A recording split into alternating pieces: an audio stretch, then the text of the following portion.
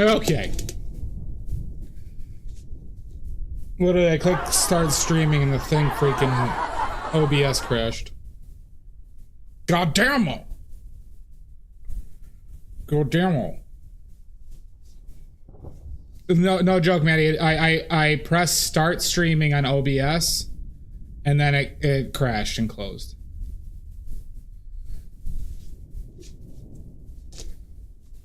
Because, you know, it's cool when that happens. Shit. Hi, Salt. Well, everybody, we gotta first start off with an unboxing stream. Alright, you know how we always do unboxings. Yamboree sent me some props. Yamboree sent me some props, everybody. Oh, it did carry on? Okay, good. Yeah, because then if Mud started to emasculate you. More props, everybody, from Jamboree.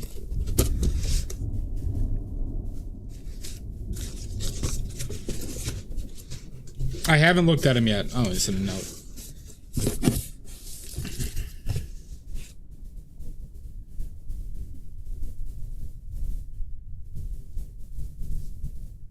That's nice. It's on a nice note. All right, let's take a look.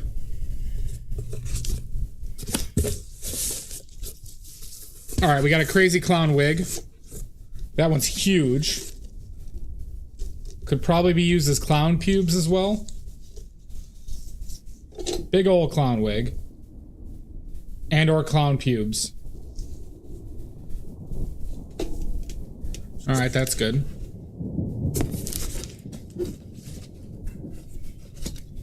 Hi, Jan. Clown pubes, yep. Ooh, fake plastic handcuffs. Oh, I was actually... There's times where like, oh, I should order some of these. So that's actually good. These really are. I could show you the note.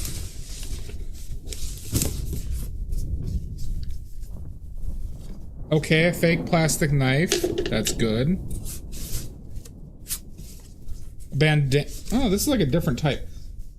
Oh, this is... okay, that's... Oh, this is nice. This is a bandana, but it's like Velcro, so it's already like... I think it's for dogs. Okay. Olay.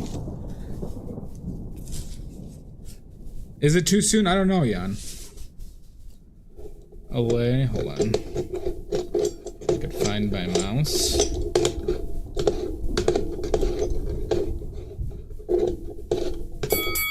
Son of a bitch! Fucker. You're a fucker. Okay. Alright, we got a Ziploc bag with nothing in it. That's good. How you doing today, Jan? Jan, your paint was sent today. Okay.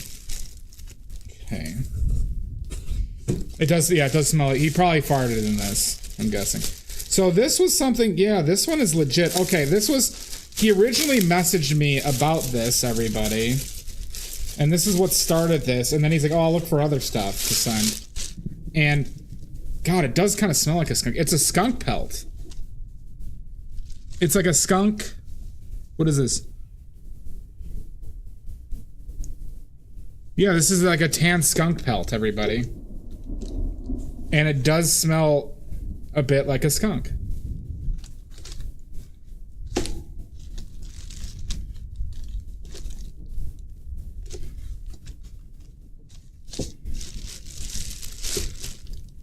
Not crazy. Or it could be just like or that could just be old-timey house smell. Pretty much. But there you go, we got that.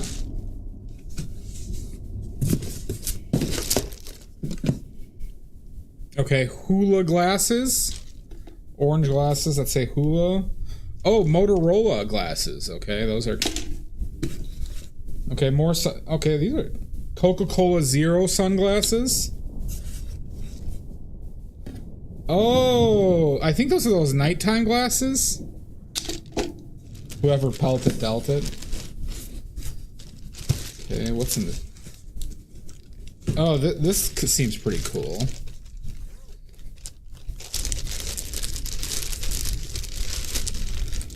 So it looks like we have a little bit of a costume here. Or costume stuff. Is this a... I don't know what the fuck this is. Is it like a thing for the leg? What is it? Oh, Roman arm guards. Roman arm guards, everybody. Yeah. Roman arm guards, that's what the thing says. I got 2 of those.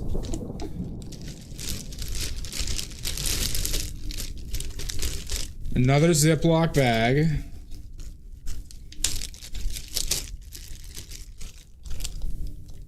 Oh, elf ears. Okay. Like elf ears? Or Spock ears, maybe?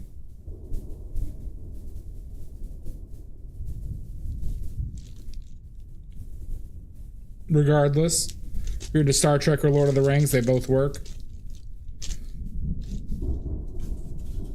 Alright.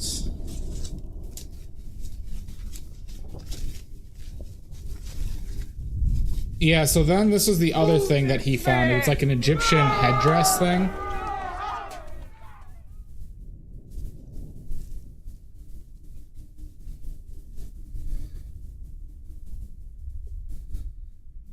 So that's kind of cool. There's a lot in this box. I think it's in a whole Egyptian costume. Yeah, there's a robe with it.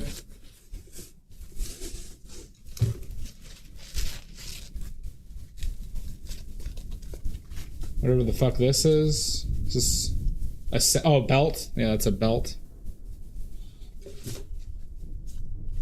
And a robe.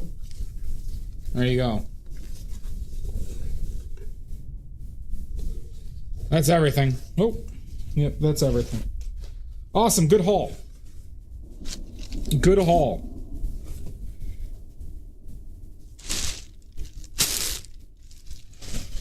I can't wait to use these Ziploc bags. Now, there's a lot of things I can use here. I could recreate scenes from the cinematic masterpiece, The Mummy.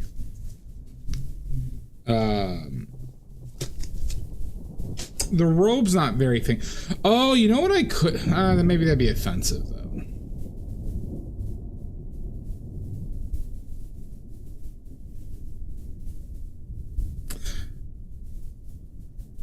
For a second, I was Kaylin, because I'm used to your booing. Goddamn son of a bitch. Sorry. I wasn't ignoring you. I was thinking about something. The Beatles are in the second delivery. I would never ignore you, Kaylin. Fucker. You're a fucker. I apologize. It's a lot of clown pubes, though. Uh-huh. A lot of clown pubes.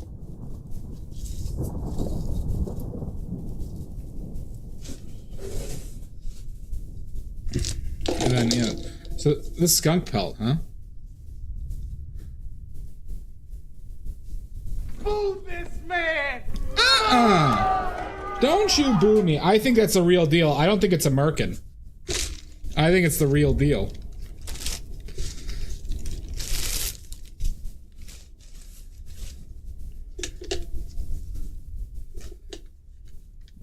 This will actually come in handy for some ideas I have, so I don't have to use an actual knife. The only problem is it doesn't reflect like metal does. That's the only issue with the fake knife. That's right, Salt. In the Great Clown Wars of 2017? In the Great Clown Wars of 2017? No, I think it's actual clown pubes. These will come in handy. They're shitty plastic, but they'll work for probably what I will want them for with the scene. Plus, they also are kind of a good fidget thing. You know, Kaylin, I've actually looked up merkins on Amazon for props. and they are wildly overpriced. Merkins are wildly overpriced on Amazon, everybody. Just letting you know. Okay. More props. More props, everybody. All right, let's get on our paint.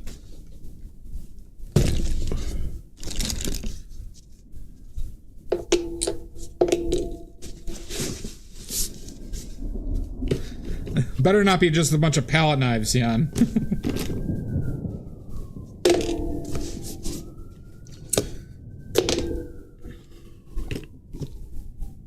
The props are great, Jan-Marie. Thank you so much.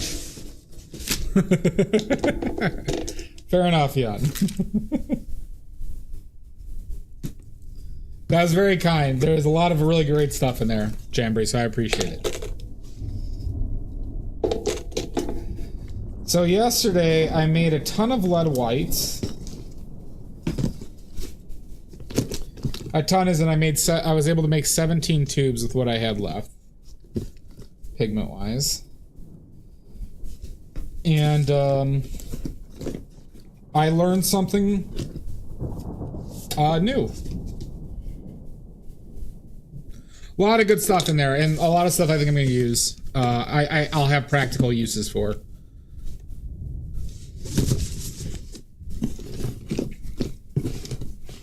I don't call them handouts, I call them gifts. So, as you all know, I was, or, I mean, you may not know, I mean, who really gives a shit, but, I did learn something. So, Jan, did you use any of that lead white from, that place in New York? Like, you remember the tube you gave me? Hi, Outernet. Hope you're well. So, when you gave me a tube and I used it, and I noticed that, like, texturally, it felt different than mine. But, I saw the video where he talked about what he put in there, and, but the texturally, it seemed very different and mold different. So, yesterday, when you add aluminum stearate to paints, Rublev advises you to dissolve the aluminum stearate into oil. So I have a jar full of aluminum stearate and oil, and it's like very thick, kind of like jelly. And that's what I've used for my paints recently. But with how little oil lead white uses, I couldn't add enough aluminum stearate through that means without adding too much oil. And no, so it wasn't filler, Jan. So then I'm like, okay, well, can I add aluminum stearate just as the powder, and will that work? And I read up on it before I made it, and it said yes. And that is the textural difference. Using powdered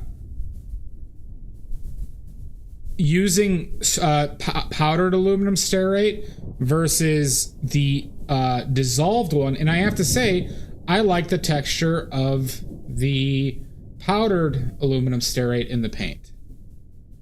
Your or my honor. What seems to be the opposite problem?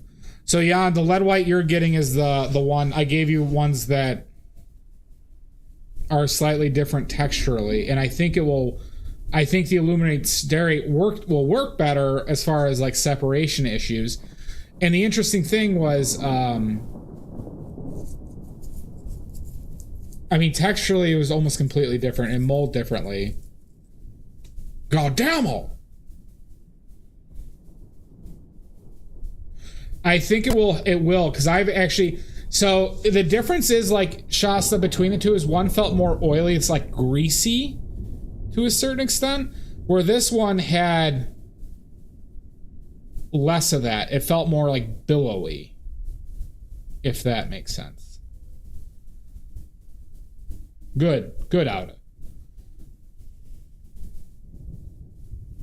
Pulmonary edema, yikes. The fuck? I wasn't asking, I was just saying, I was just telling you what I learned.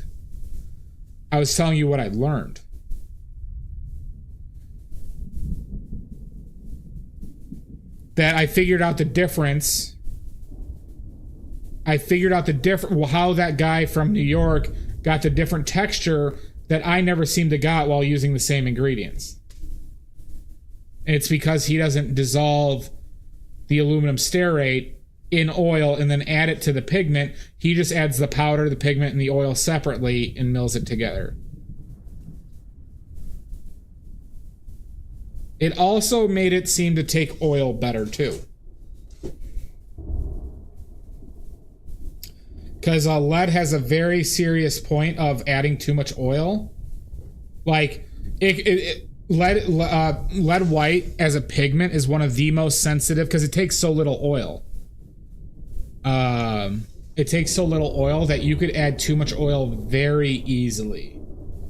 But this, the aluminum stearate seemed to make it a lot easier to make with regards to that carefulness. So just a plus overall. And so I'm very excited with regards to that titanium white and the bismuth yellow. The pyrroles don't need aluminum stearate. Quinacridone doesn't need aluminum stearate. Burnt umber doesn't need it. The only ones that need it are like the heavy, dense pigments, which are lead, bismuth, titanium. Everything else doesn't need it.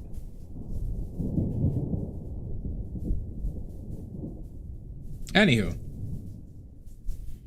Ads. All right, so our palette for today is as follows. Titanium white, lead white, bismuth vanadate yellow medium, pyrrole scarlet, ultramarine blue, bismuth vanadate yellow lemon, quinacridone magenta, phthalo blue, buoyant umber, and I'm going to throw on some ivory black because we got so much black in here. Any questions? Good, no questions. No questions whatsoever.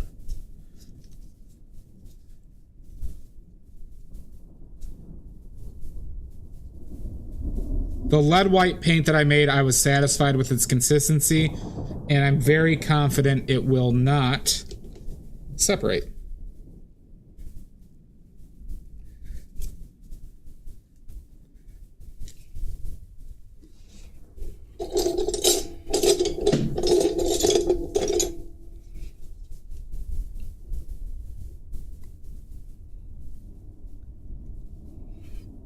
And I didn't bring out any paper towels. Fuck. All right. One moment, everybody. The case of paper towels is in a spot that's difficult to reach. These, oh, those.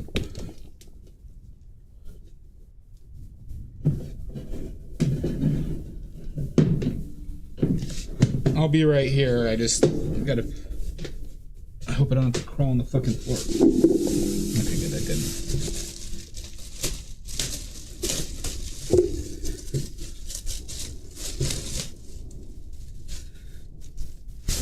All right.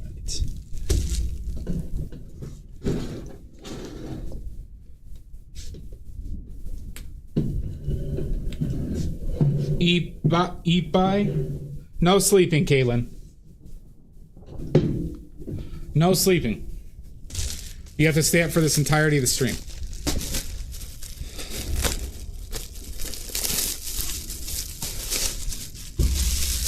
Hi, Amizu. Amizu, your paint shipped today as well.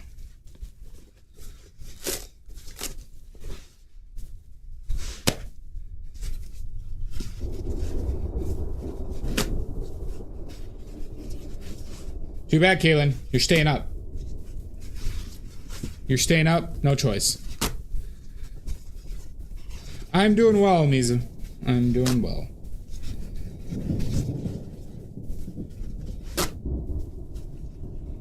EFB? Never heard of it, Kaylin.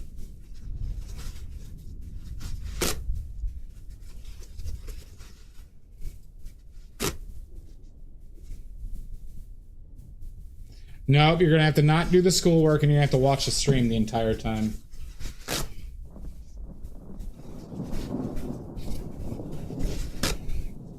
Alright.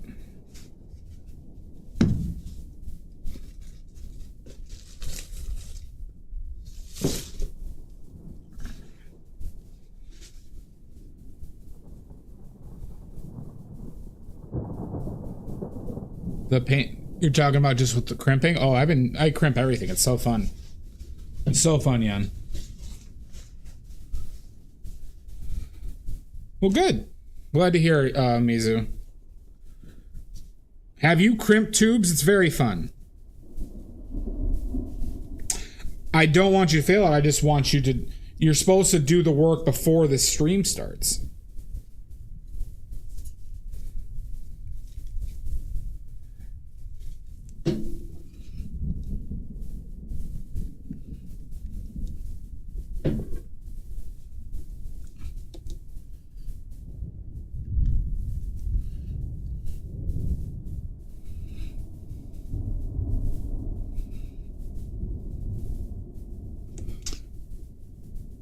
Told me about what? Crimping in general? It is really satisfying, Ada. Crimping and pimping. What is this, late 90s?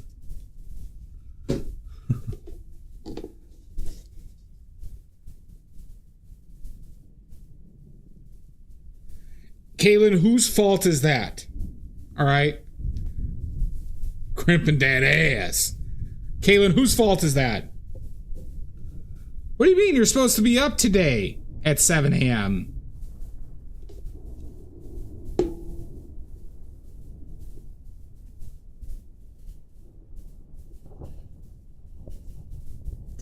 Not my fault. That's yours. That's all on you, Kaylin. It's all on you.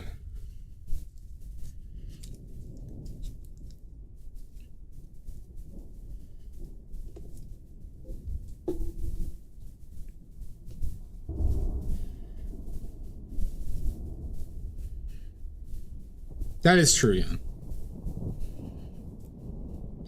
You do schoolwork at the end of the day. Then go to sleep with all your work done.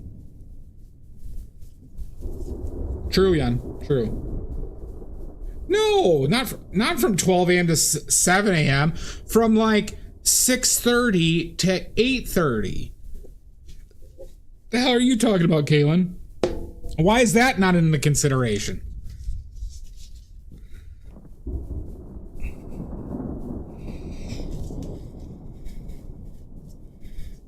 What am I missing here? No. Why no? Why no to that? Crimplin.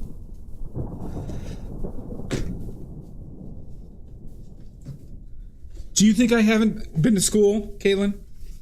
Do you think I haven't done rigorous schoolwork in a non-rigorous manner? You don't think I know?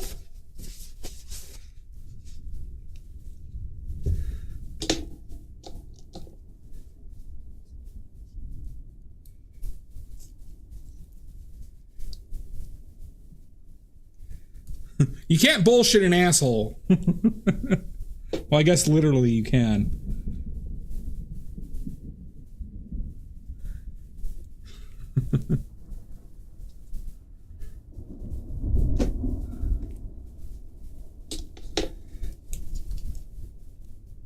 Six hours every day, Kaylin? Is that what you're telling me? Is that what you are telling me right now? Under oath? That's not lemon. In front of a jury of your peers? That's what you're telling me? Ridiculous.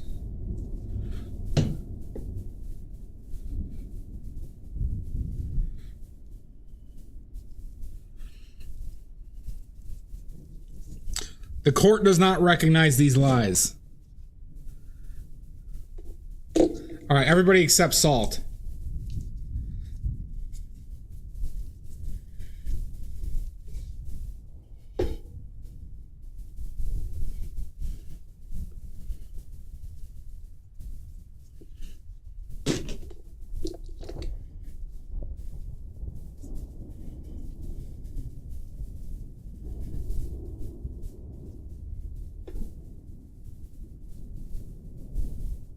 Well, Kaylin, if you think that way, it's true.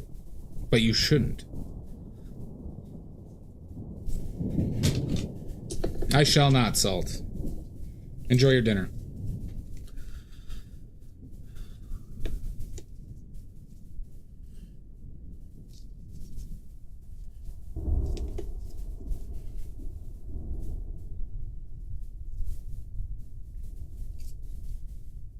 Caitlin, what are you're studying art in college?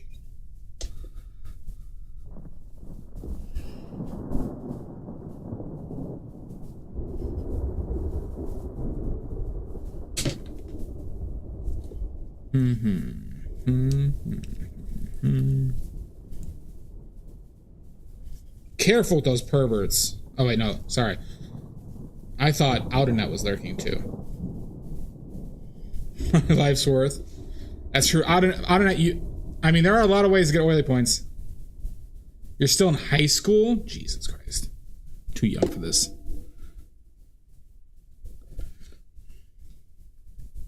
Yeah, don't tell me your age.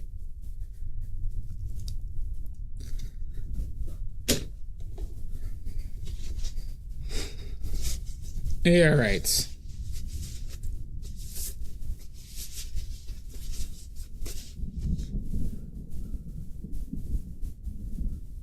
$68.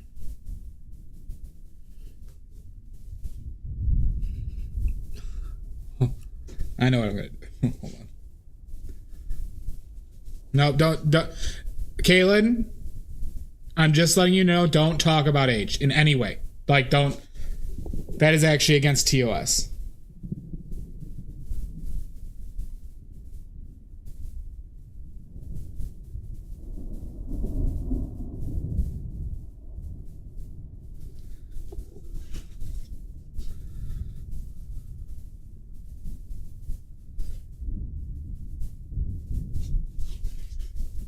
All right.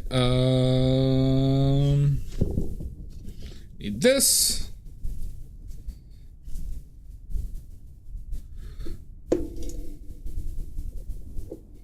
And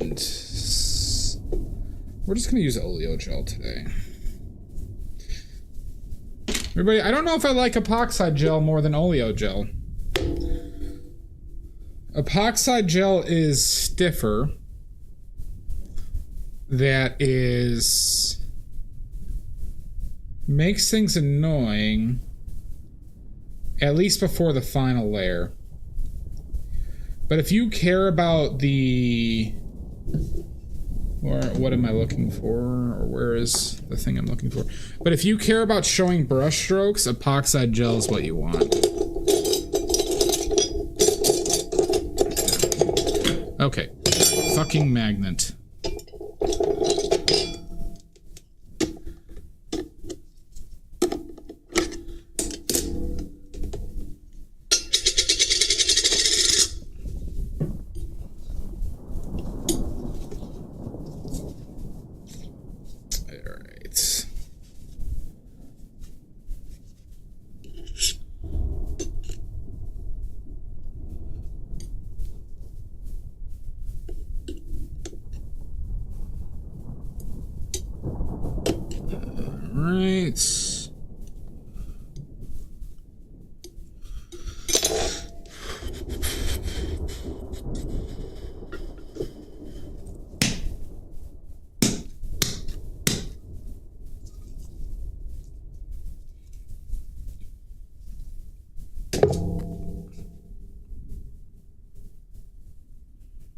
All right.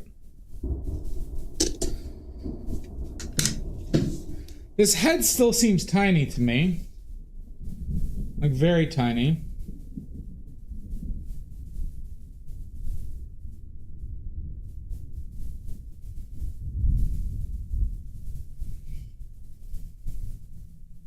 So let's, oh wait, there's this too.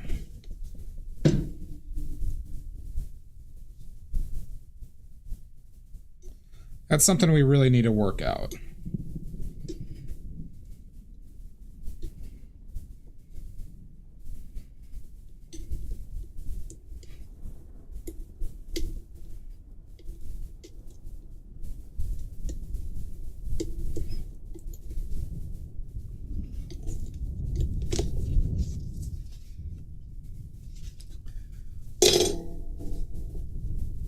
Odorous urine. Oh wait, odorous stench.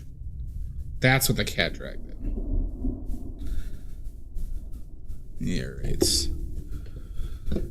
Shooby-doo bap bip bip bip doo doo doo doo doo doo doo doo. I didn't really want to bring the big guy out. This one I need. Might need this guy.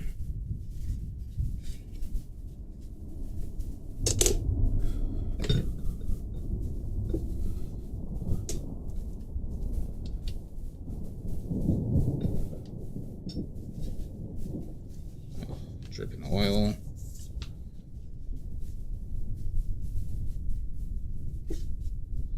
I bet you can eat a lot of burritos lives with me now. All right, what is this referencing? I did have a burrito today, though. Because I had to run errands.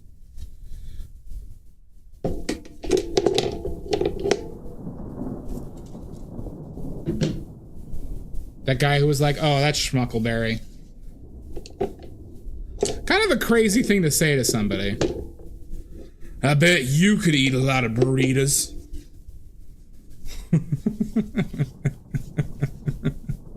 That's how I read that as.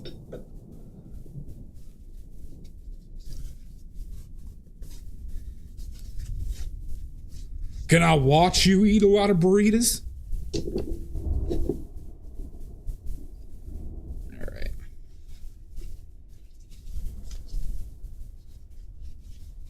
Goddamn feeder. Let's get out one more. Yeah. Hold on a quick sec while I get on my burrito eating shirt. Burritos. That's how you gotta say them, Jan. Look at that burrito eating mouth. Mmm. Mmm.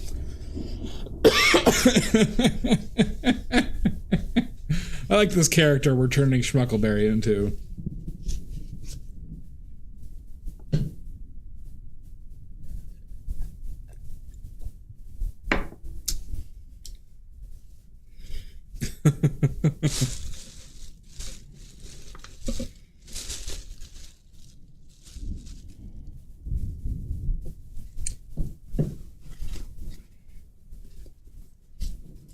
And I bet, like, it's very specific. He's only into, like, the frozen burritos. Is that a burrito? Is that a burrito in your pocket, or are you just happy to see me? I like the idea of saying burrito instead of burrito.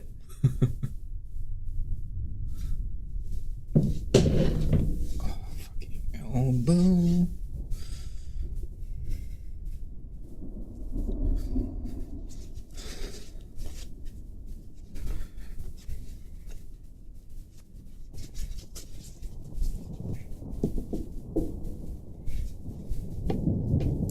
Burrito full Mondays.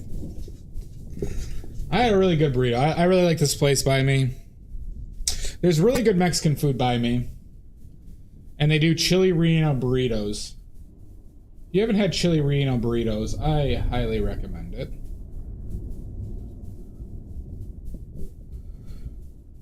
If you don't know what a chili relleno is, look it up. Look it up. And then go eat one. Burrito full Mondays. Name the movie that line. What in the wide world of sports is going on here? What fucking movie was that?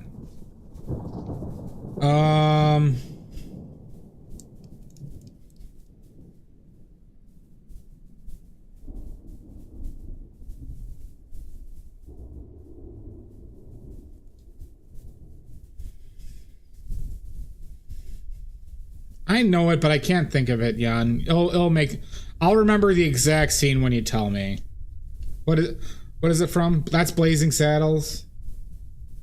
Yeah, I remember now.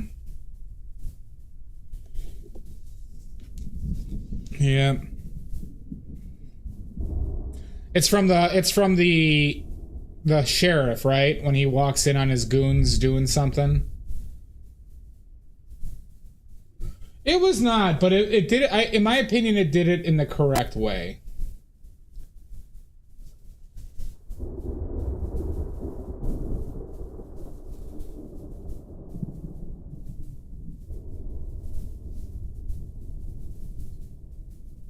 In general.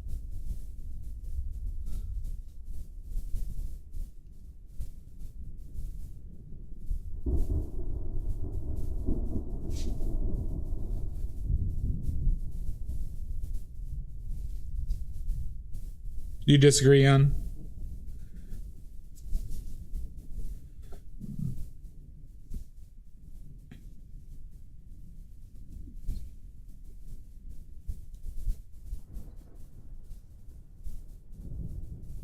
I mean, there's still probably stuff that is problematic in there.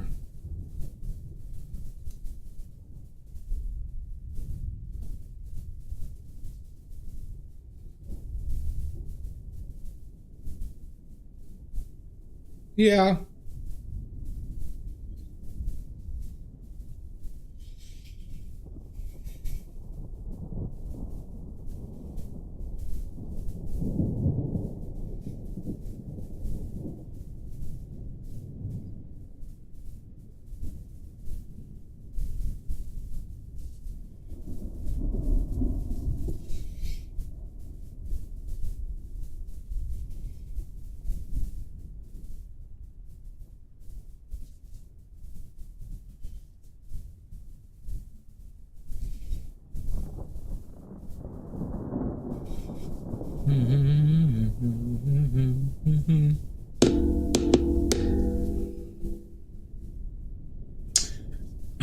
It was the heat of the moment, telling me what my heart is.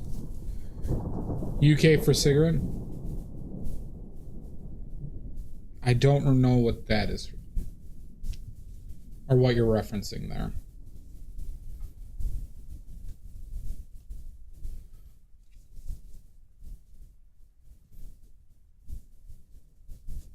Oh, has anyone here ever watched a film called Kim's Video? Kim's Video? Not worth.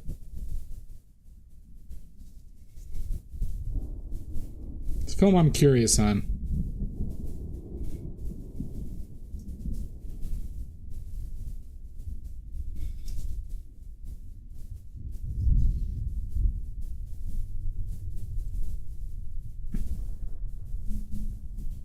Well, his name isn't Jan Schutz.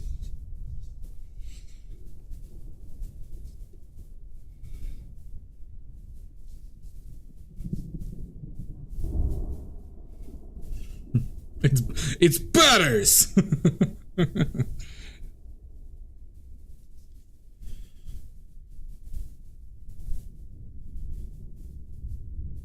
Does it?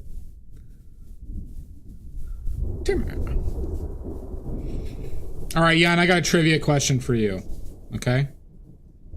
You ready?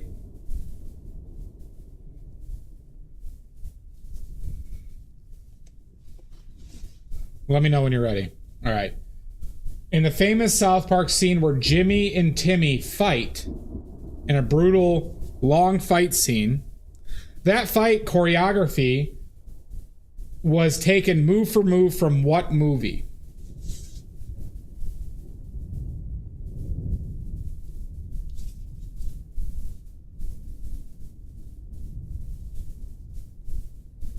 There you go. You get a point. All right, Jan. You get a point.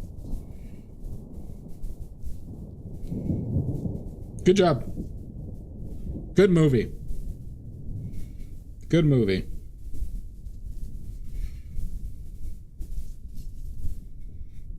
What a ridiculous fight scene. All right, bonus points, Jan. What two actors were in the fight in the movie They Live?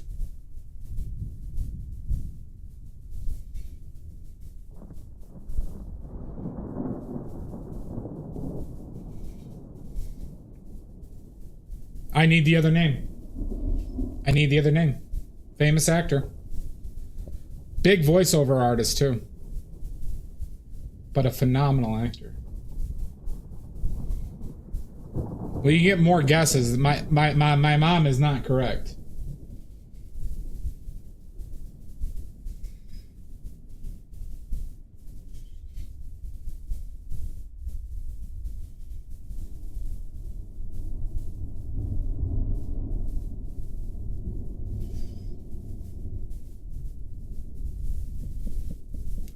Was he in Night Court? He was in The Thing. He was?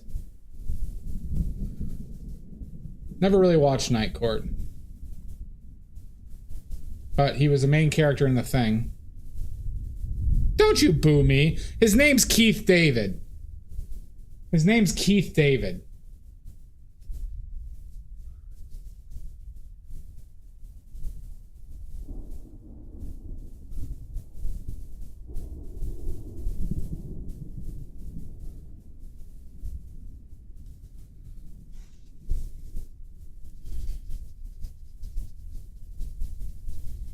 David Keith? No, it's Keith David.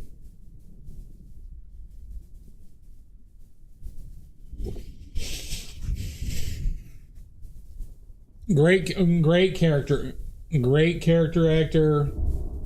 He never really got a main character, but he was a voice in Gargoyles. Anyone remembers that cartoon? I believe he was the main character's voice in that cartoon Gargoyles.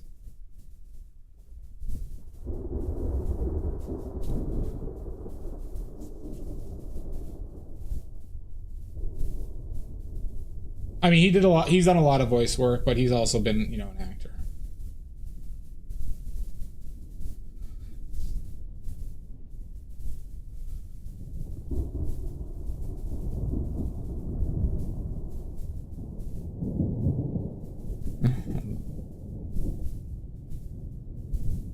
Oh, we can get you more bubblegum, Jan.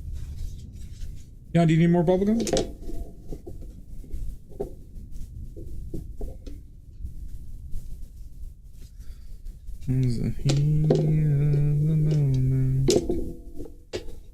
Let's just fucking use this one.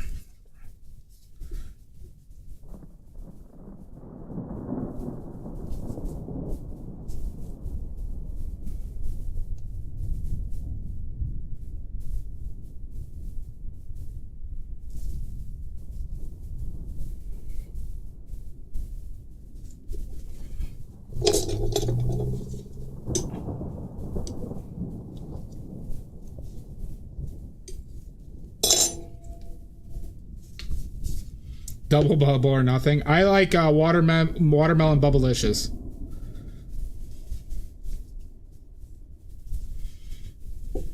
Gum to bubble. Hubba Bubba watermelon's pretty good too. But the all-time great is bubblicious watermelon.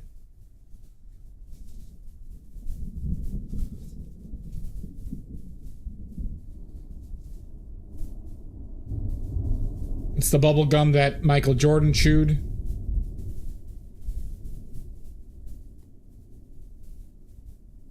That's all you needed. That's all you needed, Odorous. All you needed was that 20 seconds. Then you pop it. You finish a pack in like a few minutes, but that's fine. Because you're goddamn Michael Jordan. I think Michael Jordan would like chew like 5 packs a game, by the way. Fuck. That's not even a lie. He did actually. He loved bubblicious watermelon. Which old school one are you talking about? I don't think gum technology has gotten particularly better.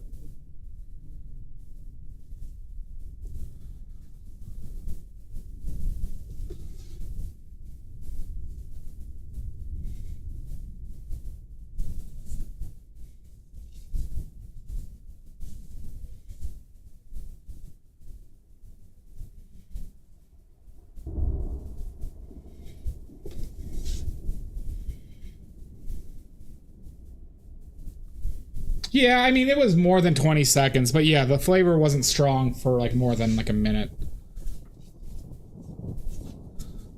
But most gums don't last that much longer. It's impossible for it to. Just how much flavoring do they put in? Munch candy bars? I've never heard of Munch. I do enjoy Kit Kats.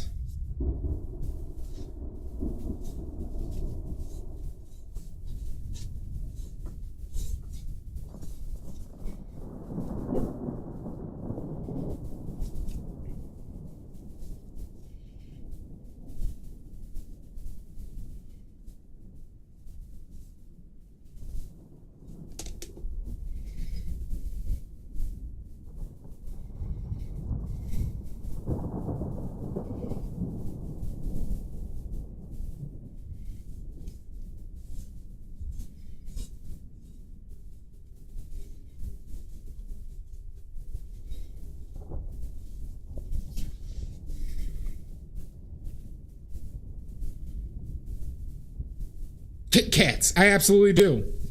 Don't you piff me. What do you like, odorous? Oh, fuck. A slip of the brush.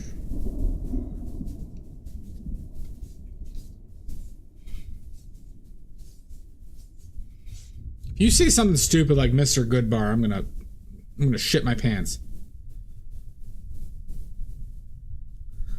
Does Kit Kat destroy the rainforest? How do I know that? Like, how do I know that is correct? And how would I find out about such information? Because if we're playing that game, do you really want to play that game?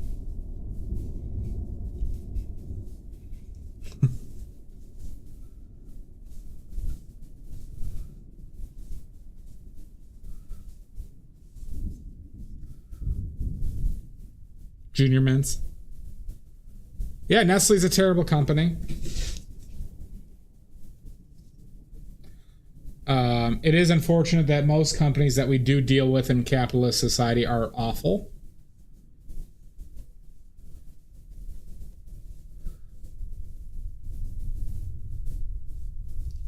I'm more worried about their I'd be more worried about their slave labor, which I actually forgot about.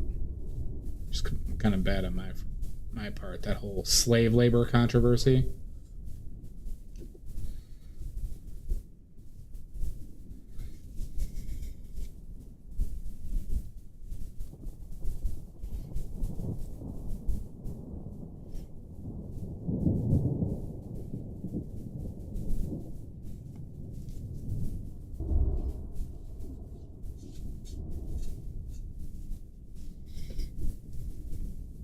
Odors, did you hear when I mentioned, have you seen a movie called Kim's Video?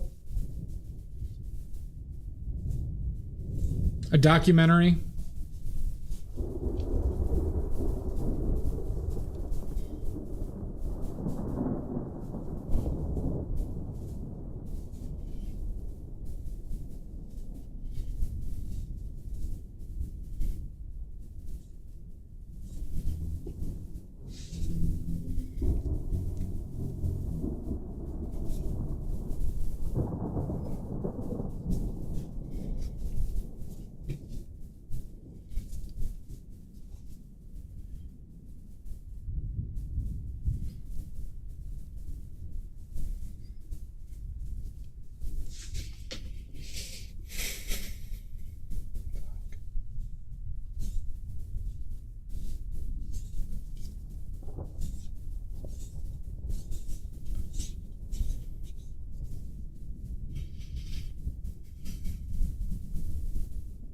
What's up, King? How you doing, bud?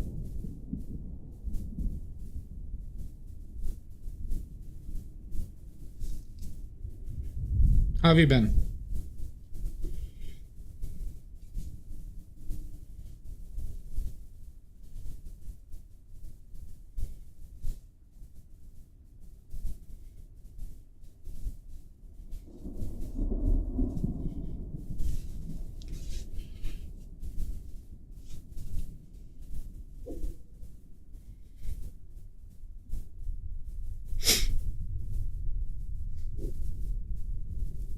You haven't? Do you know anything about it, Odorous? Because it sounds very interesting. They talked about it in briefly in a video on Red Letter Media. And the concept seems outstanding. Oh, you're done. You're done with veganism? Any reason why?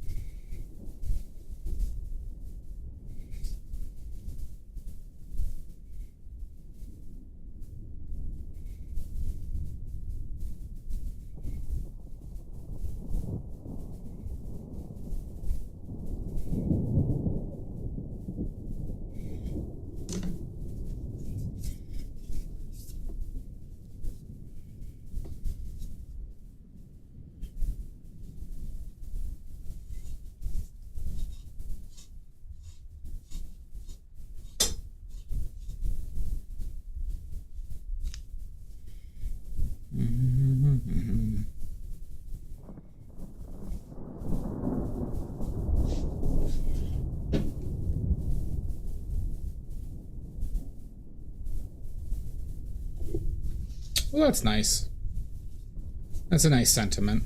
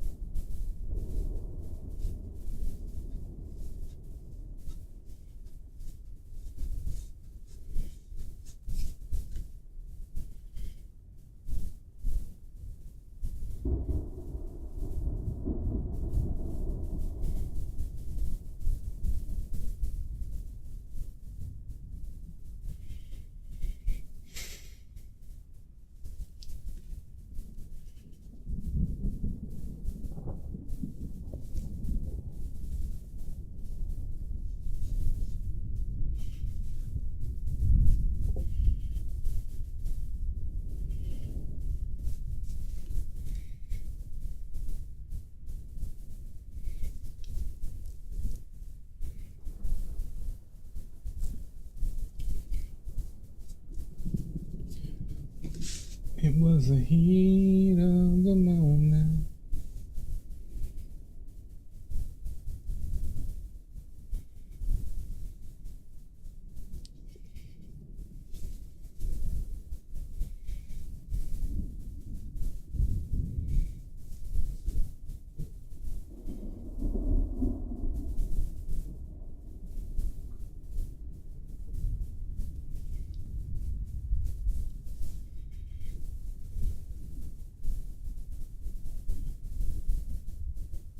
Why? What's going on, King? Oh, you're just talking about how much you're going to eat? It's fair.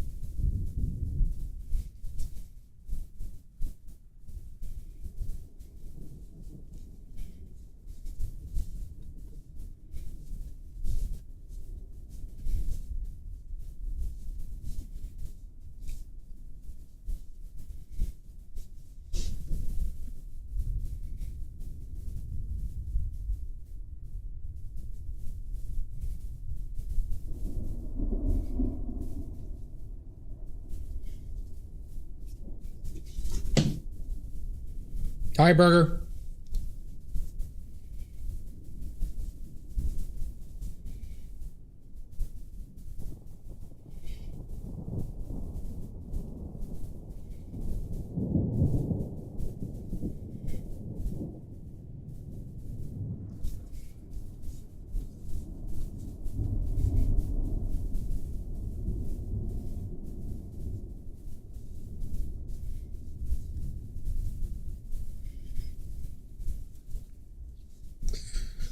Don't wanna close my eyes. I don't wanna fall asleep.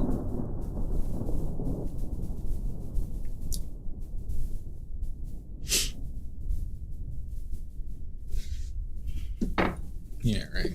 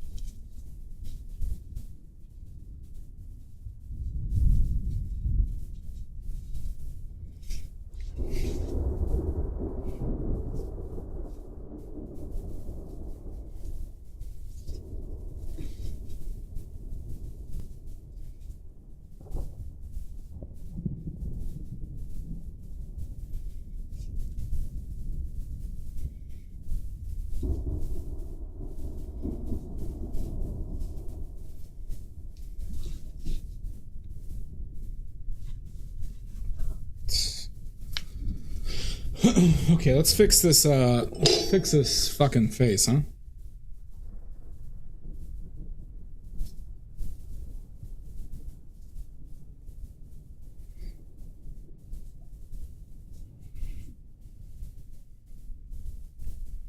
Yeah, what other issues?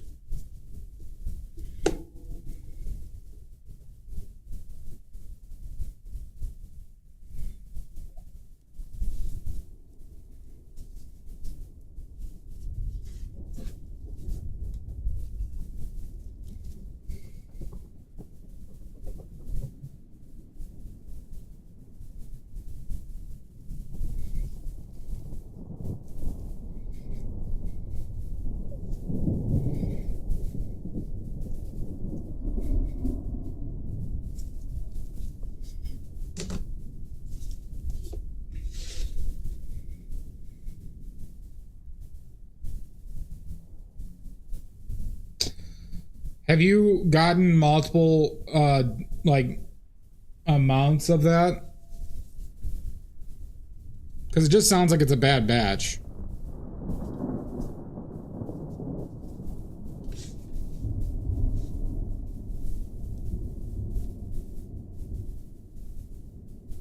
I mean, you could even probably get a refund with it.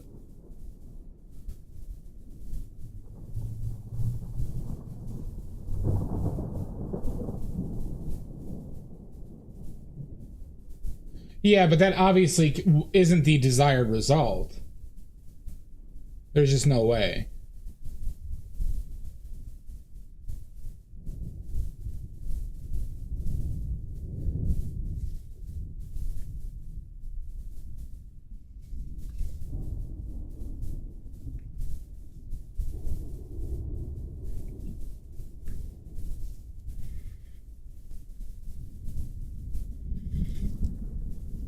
Are you positive it's from two different batches? Well, you know that's not like the how burnt umber behaves. There's something else at play here. Like, that seems like a pretty rash reaction. Like, I'm just not going to order burnt umber anymore when this is the first time it's ever happened to you.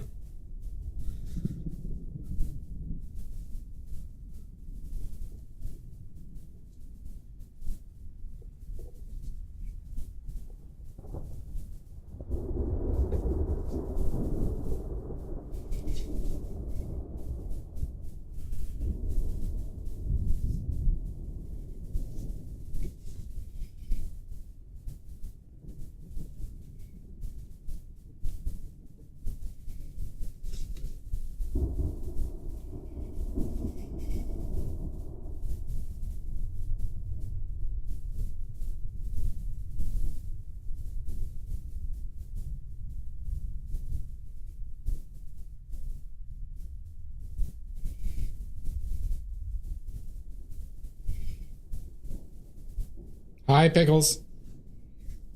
Well, I think that's just like rash. If you like burnt umber, you know that this is not how burnt umber is. So obviously it's just, you know, either it's a bad batch of the company or the company does something that fucks it up.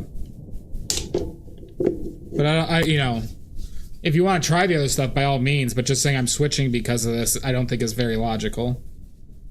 Or I think it's like insufficient logic to base a decision behind.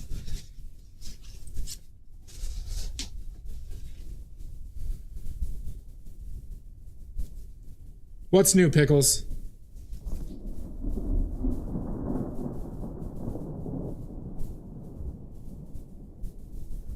Well, I mean, you've been using acrylics for a while, so like, is it? Because it sounds like it was the first time that's ever happened to you.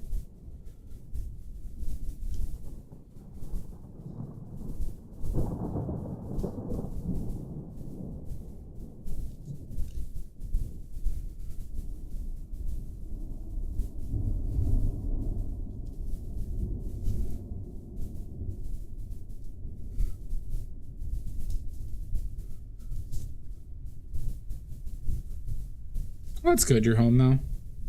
How are you feeling today, Pickles?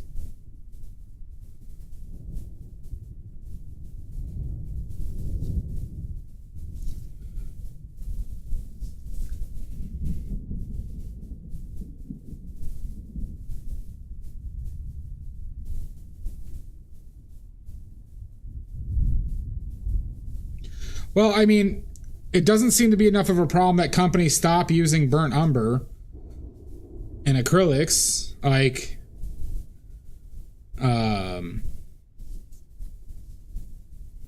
this is something I've never heard of before, and to me it just sounds like it wouldn't be clay related. Personally, it would be an additive of some type that they added too much of.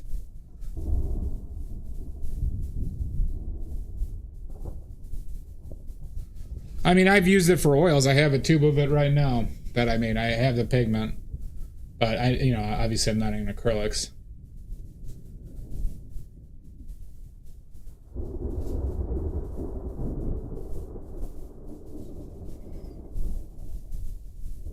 From my understanding, the big difference is Cypress is just manganese content.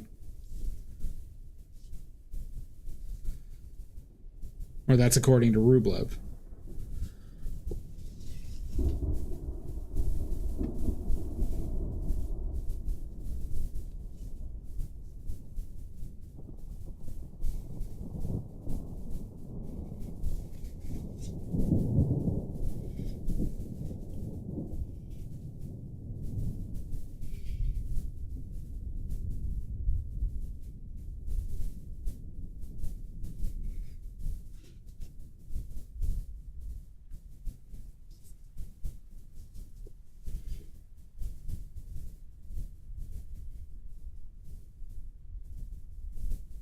That's fine. I just, you know,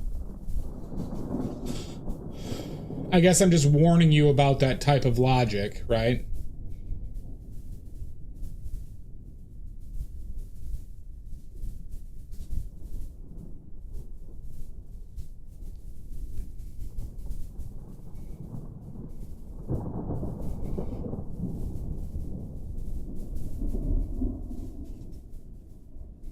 I don't wanna fall asleep 'cause I miss you, babe. And I don't wanna miss a thing. Mars Orange? How dark is that?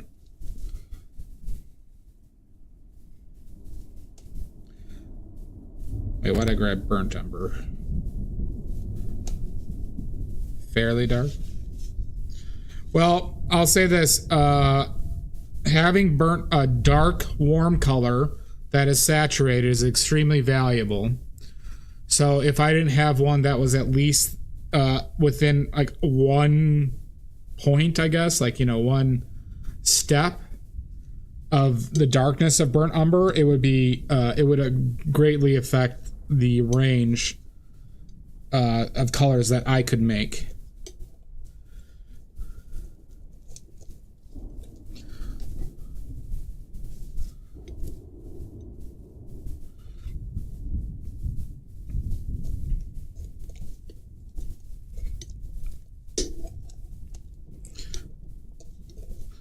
But if they had a synthetic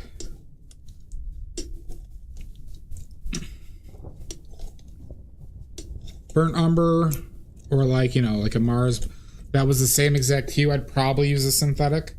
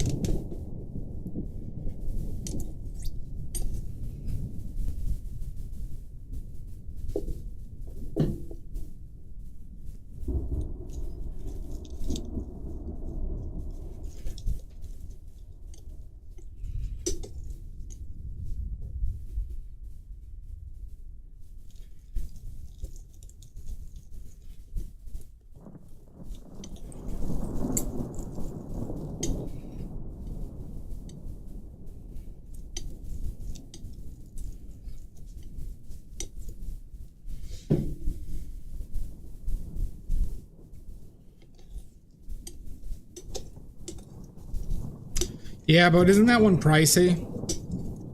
Sorry, obviously price goes into effect with that.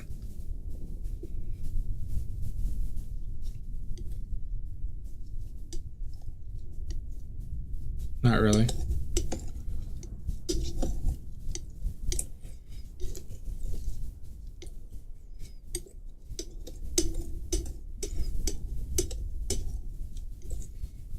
I don't know. I'm just gonna, as of right now, I have no intention of switching the burnt umber. I found a burnt umber that I think is good.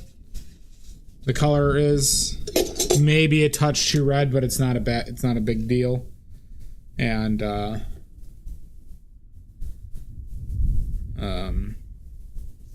most saturated one that I've come across.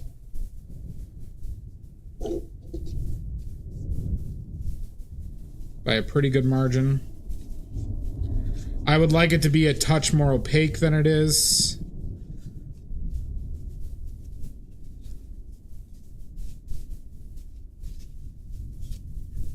Because frankly, there's not a lot of dark opaque colors.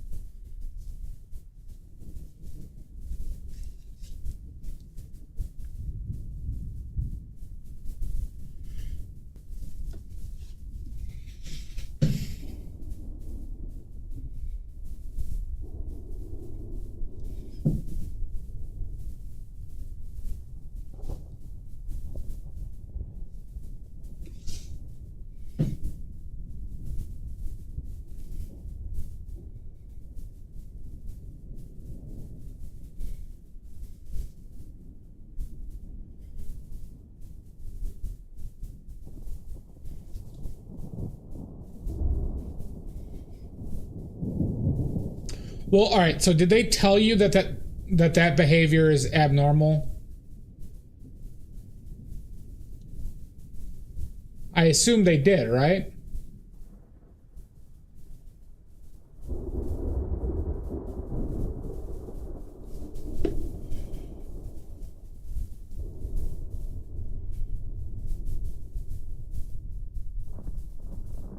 Okay.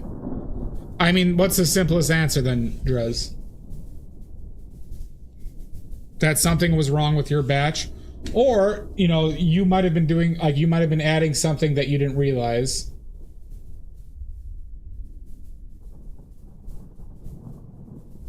So you know that's not how it's intended to work already.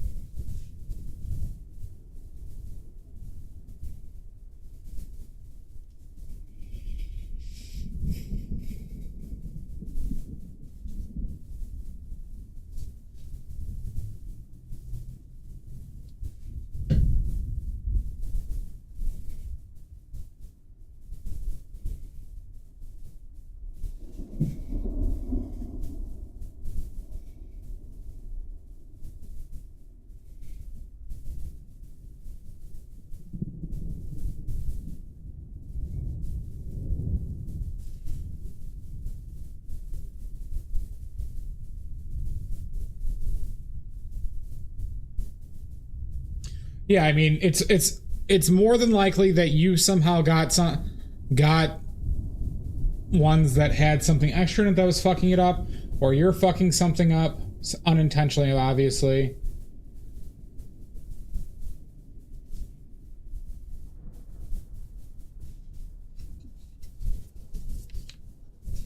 If they'll do that for you, yeah.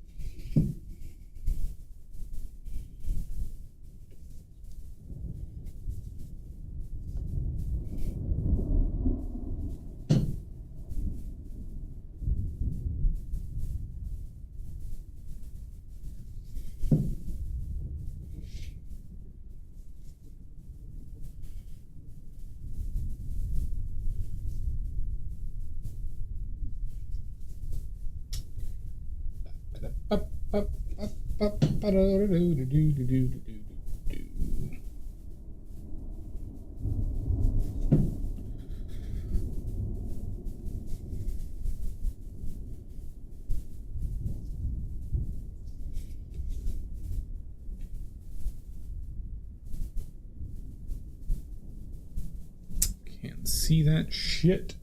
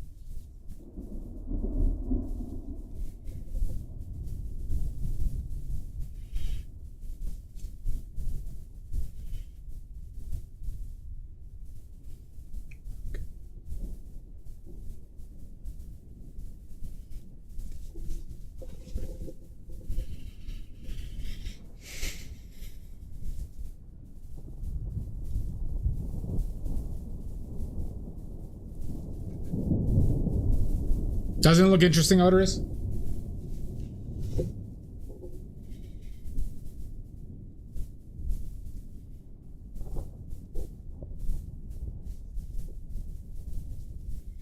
If you're familiar with Red Letter Media, what was his name? Jay liked it a lot.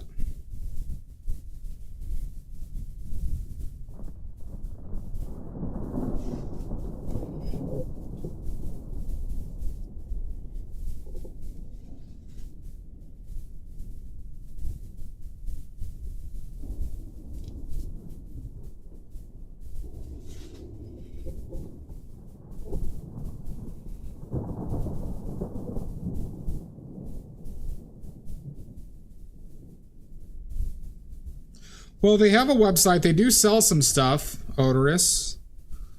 They sell some commentaries. A lot of people do Patreons, just generic Patreons for support, where they'll just release, they'll basically get earlier releases. They sell merch, and they get ad revenue from YouTube.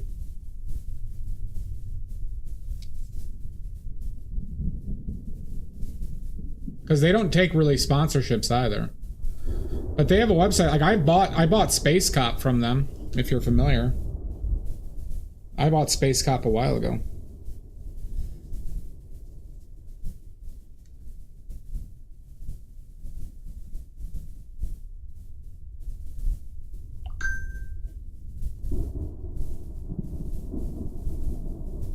Oh, gotcha.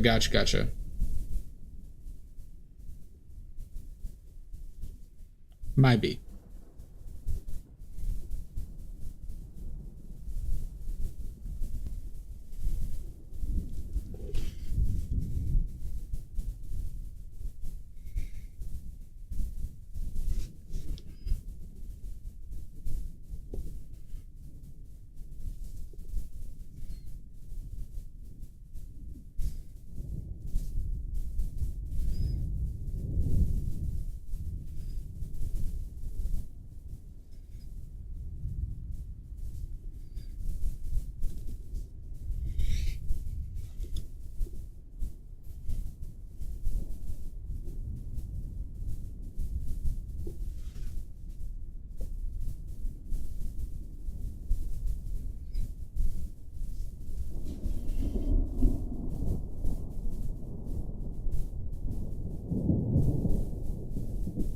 Oh, way over Odorous, yeah.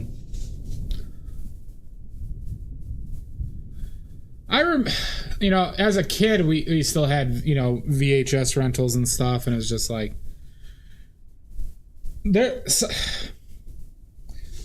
God, do those movie stores feel like such like a special place? I'm a bit nostalgic for the video store. But I'm curious, yeah, like, you know, well, not curious. Those days are definitely over. Corporate cynicism and power are too prevalent.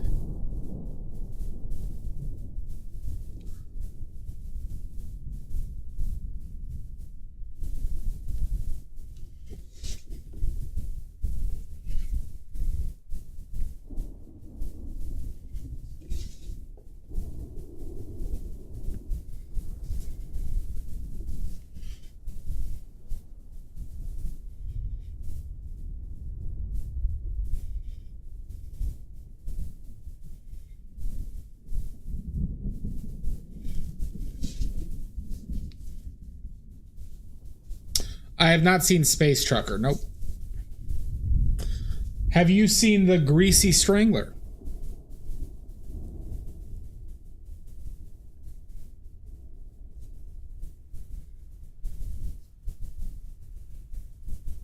How'd you like that film? I haven't seen it yet. I think I want to see it though.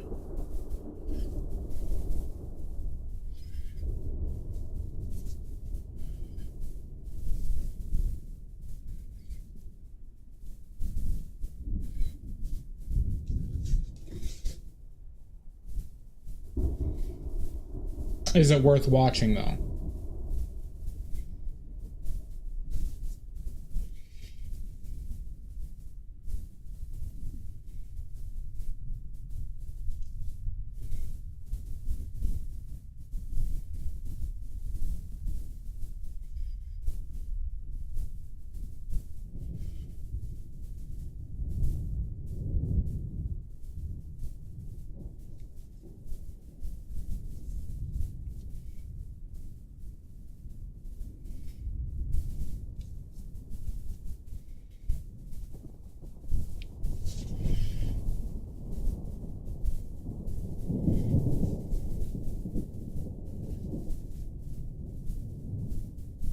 I mean, I like weird stuff too. I like weird stuff that's not intentionally stupid.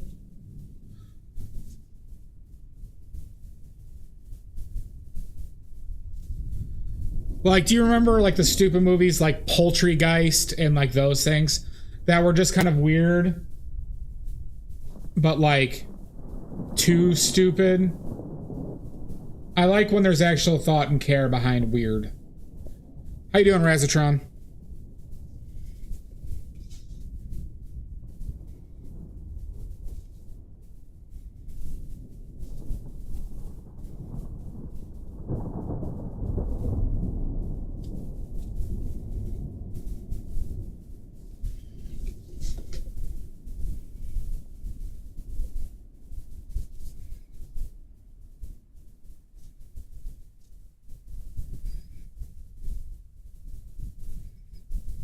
Badly.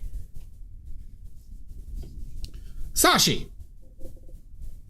Ooh. Ma. Bashi.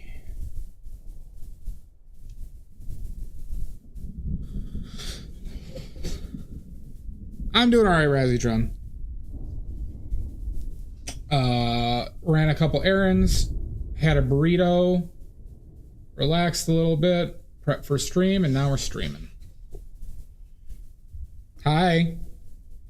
How are you doing? How's Cheesy feeling? Wisha wisha.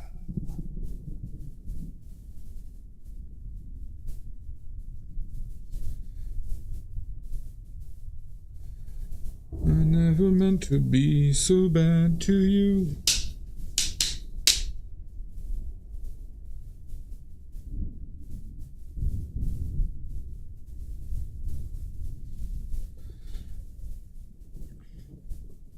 A burrito? A burrito. I bet you could eat a lot of burritos, Razatron. Sorry, that's a new character I created, the burrito pervert. The rancid burrito pervert. Chi says they're dying. That's unfortunate. Do you believe them, Sashi?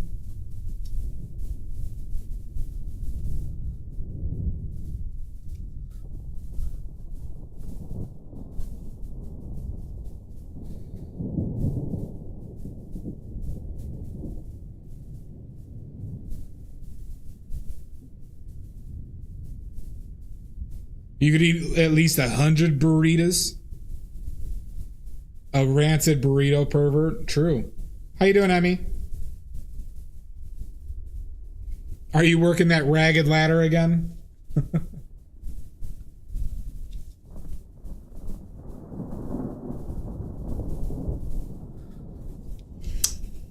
See, I'm craving another burrito, but I don't want to pay for another burrito.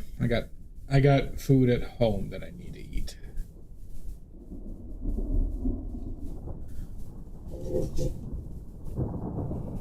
It's your lazy day? Oh, that's good. You've been working a lot recently.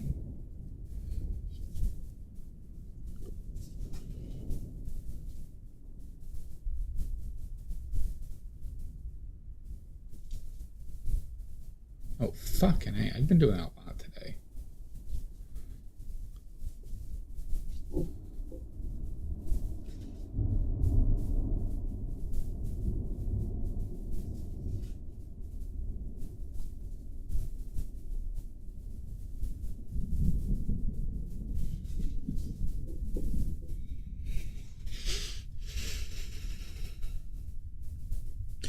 Costco strawberries are good. I got Costco bananas and apples that I have left.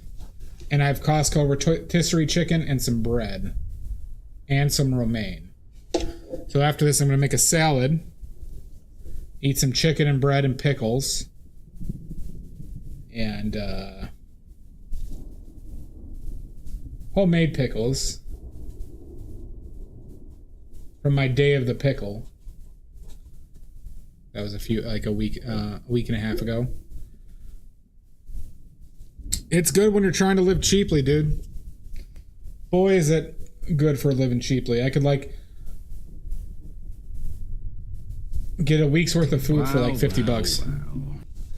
Oh, hi, Dia. Oh, shit, wait. Thank you for the tier 3, Dia. How are you? Well, we're talking about this new character, the burrito pervert.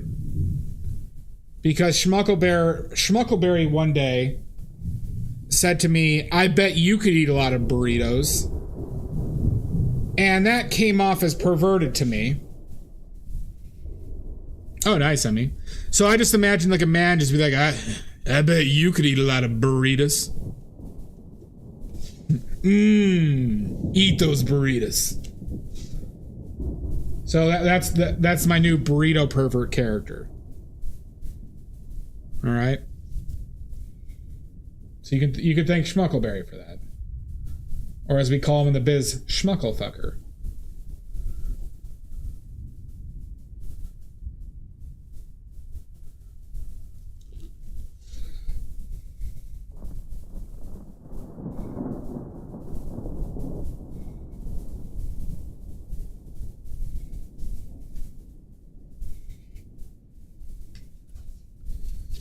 Was the heat of the moon.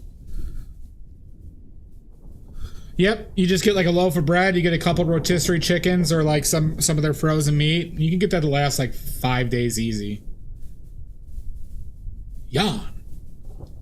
Oh dear. Oh dear. When you came and you dun, and you take it away, oh dear. I don't know the words there. That could have been better. Spur of the moment singing of Oh Dia.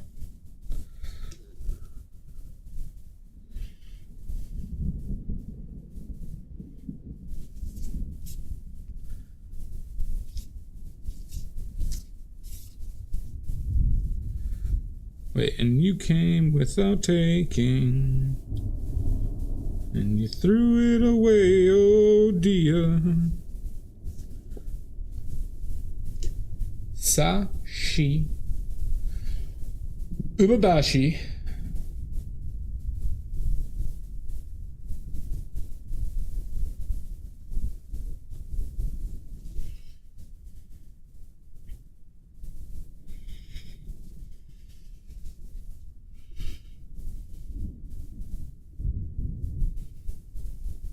Oh, that's pretty good, Razatron.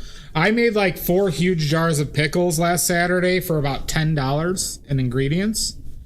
And I think I'm going to do it monthly because I can house pickles at every meal, which I've been doing. Did you? Nice, Jan.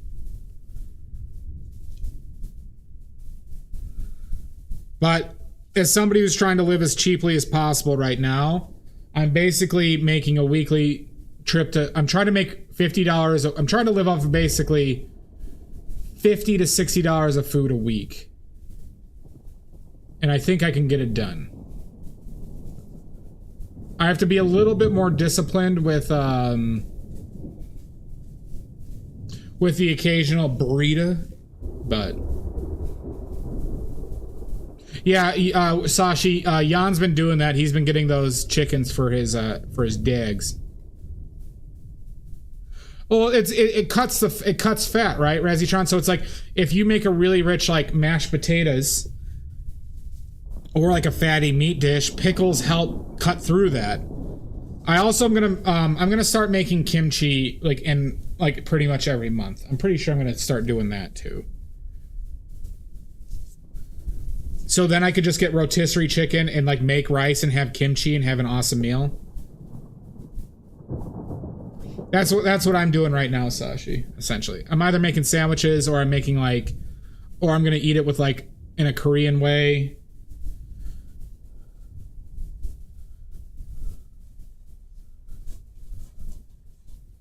Because they're still only $5.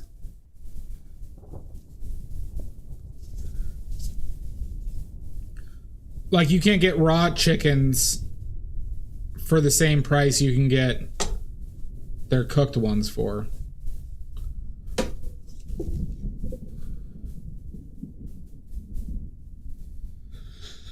They're good and they're bad. They've been recently done some bad things, like with union busting, but their philosophy on the business side of it is good.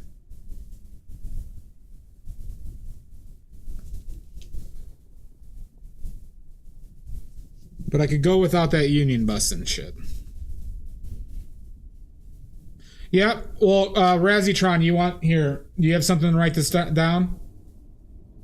Razzytron, change your goddamn life.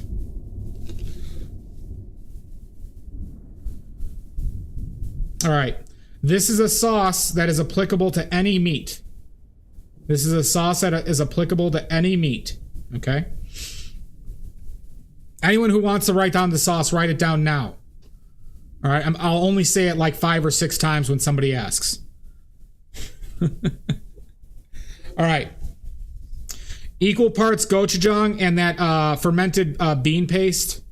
The Korean fermented bean paste like miso, but I forget what it's called. You know, they have the tub, the red tub, and they have the brown tub. Equal parts of both. Okay. As much garlic as you want, fresh garlic. Honey and sesame oil and salt. That's it. That's basically samjang sauce. You could also add green onion. You could also add green onion to it, but it's called samjang. Or samjang, as us Chicagoans would say. But that's a simple way that will blow off your fucking socks. Did I say honey? Did I say add honey to that as well? Add honey to that as well. Honey, fermented bean paste, gochujang, sesame oil, fresh garlic. Green onions optional. Salt if needed.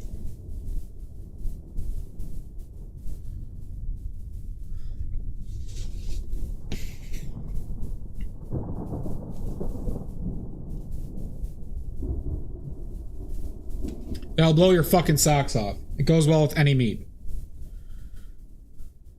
White pepper is very good for especially a lot of Asian stuff. For this one specifically, I do not recommend adding white pepper to that. White pepper in that setting could be a very like specific note that stands out a little bit too much, in my opinion.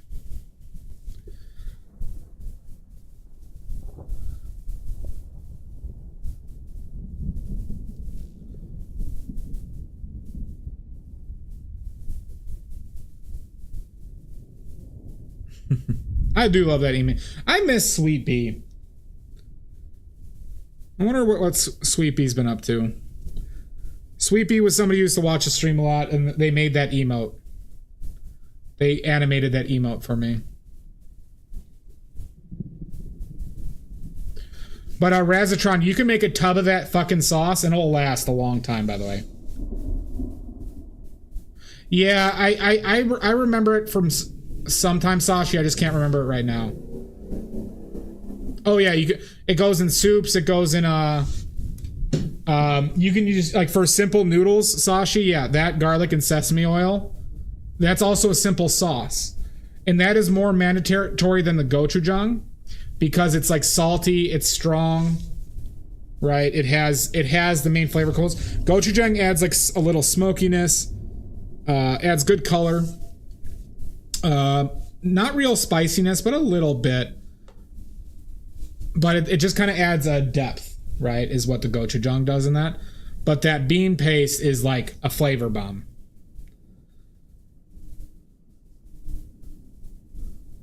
I don't think that's the name of the paste that I was remembering. What was it again? The name of the sauce? Samjang. Sammjang. A very traditional, common, like kind of like meat sauce, barbecue sauce type thing. But this is a sauce that you can just use for anything. You can just eat it with noodles on its own. And it's fucking delicious.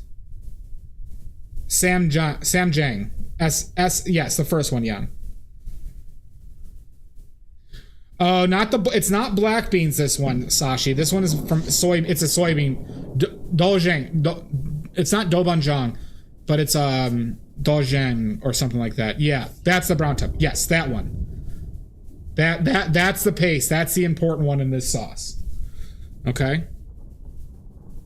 Not black bean paste. It's the fermented soybean paste. The Korean one, though.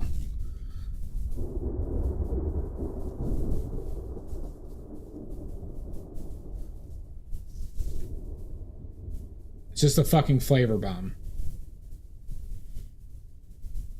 But it's imperative to this sauce.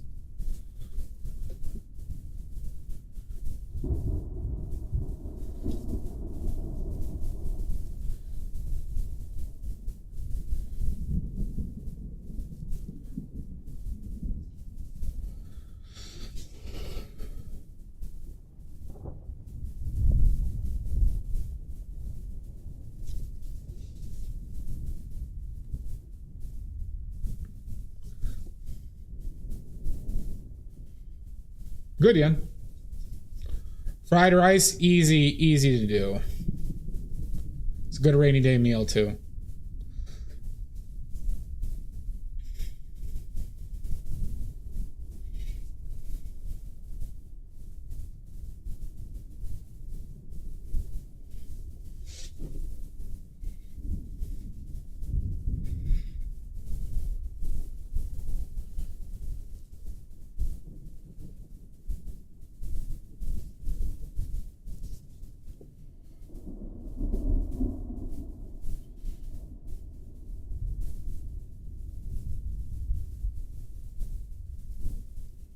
I'll repeat what 3 to 4 more times. The recipe?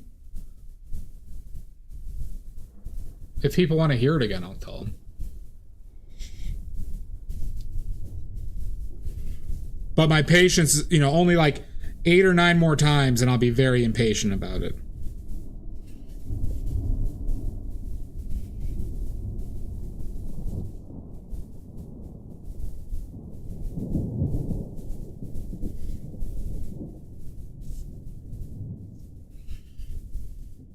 Yeah, I know.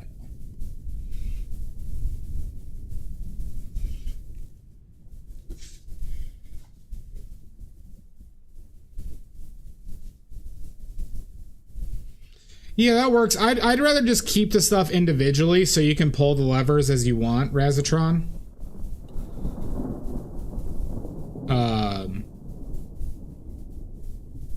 Like, just know that there are very simple, combinations of things that kind of go into things. So, for example, Razatron.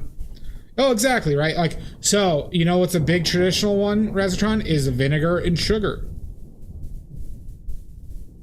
Vinegar and sugar. Salt was talking about this because they had an agrodolce sauce. That's an old name for it, but it has very old things. But your favorite Chinese dishes, sweet and sour, orange chicken, are all agrodolces. They're all vinegar and sugar, almost exclusively. Ketchup was directly inspired by agrodolces. Yep. It's a very simple thing that vinegar and honey, right, was the old-timey way of doing it, is a great thing that you could that can create a sauce or a glaze as a base with.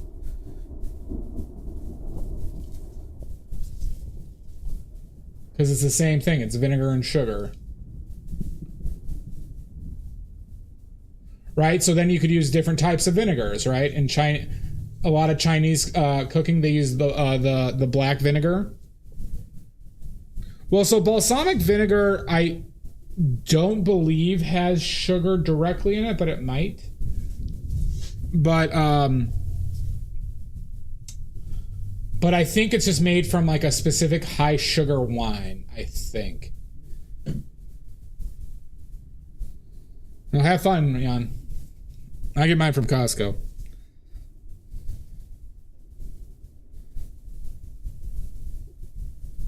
Yeah.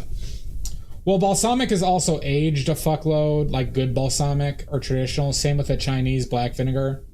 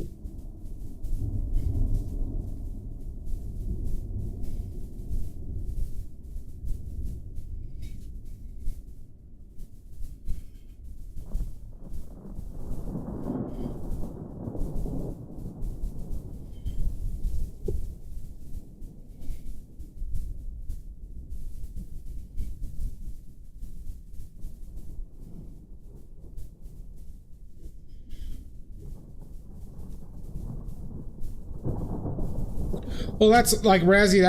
That's how I cook, right? So I keep a lot of shelf stable stuff, so that like I can now buy just other things and do a lot. So right, so like if I have like ingredients to make samjang, then I'm like, okay, maybe I'll just have, and I have rice around. Okay, maybe I'll just buy some meat. And if I have pickles, I'll have pickles, meat, and rice with that sauce. Well, see, if you get away from like, so like, I don't even really have ketchup at my place. I just never use ketchup.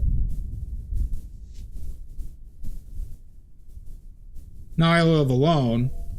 I live a sad, alone life now. But,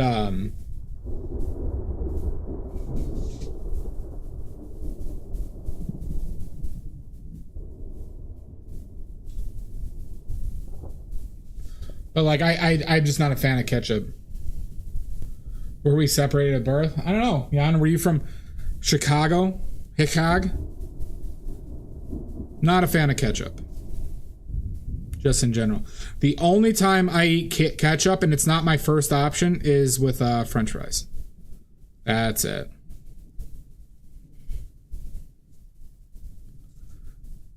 And even then, like I said, I prefer like a yogurt sauce. I prefer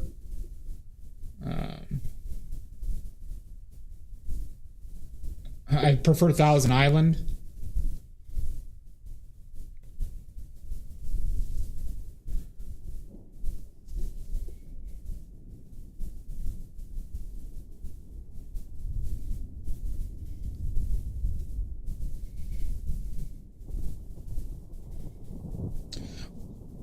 Yeah, but see, so Razzie, next time you do that, no joke, this is not an exaggeration.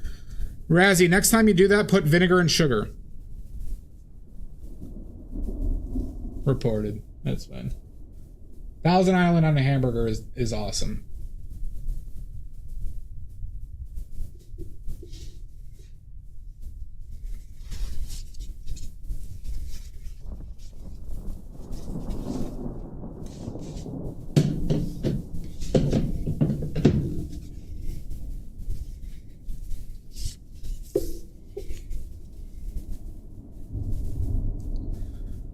There you go.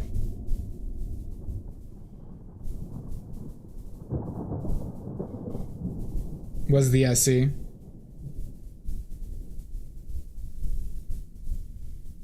Yep, exactly, Razzie.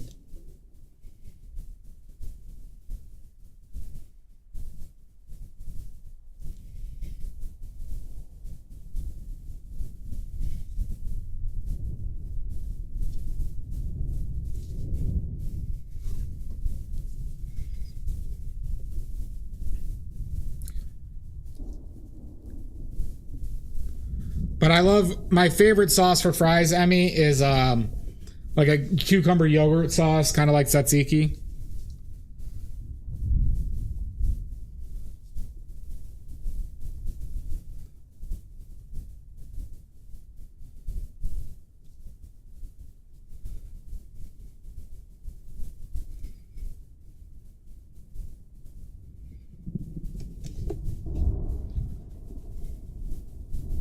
Oh, you're good at it, Emmy.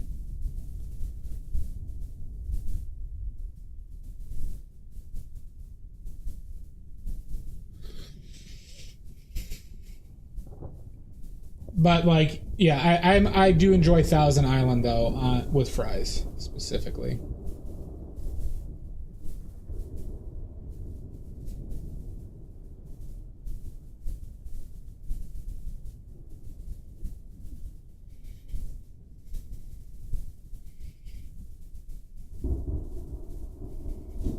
That's why that all looks fucked.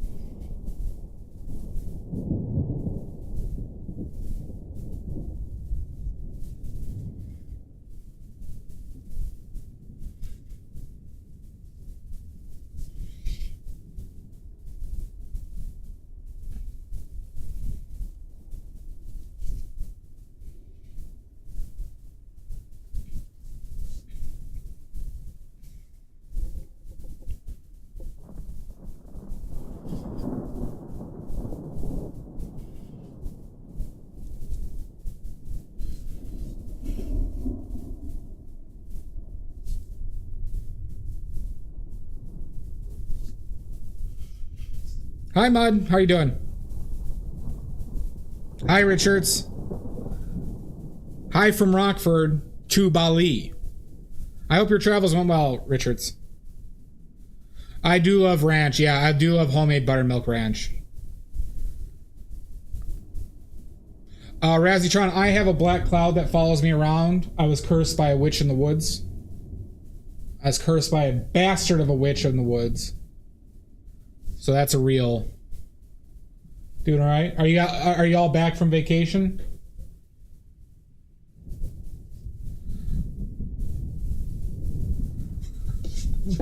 I am not a bastard man. How are your storms today?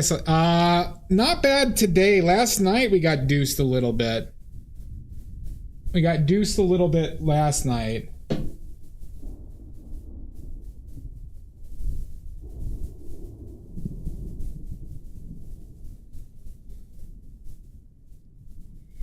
Legend of the Man Base.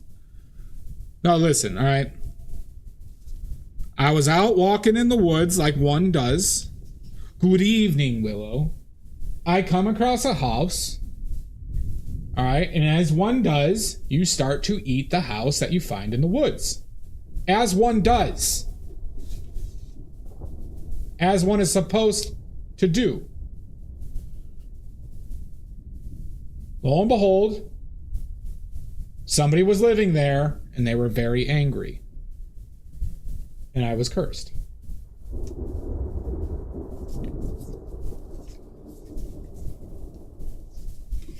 All right, so now I'm the Eeyore of Northern Illinois.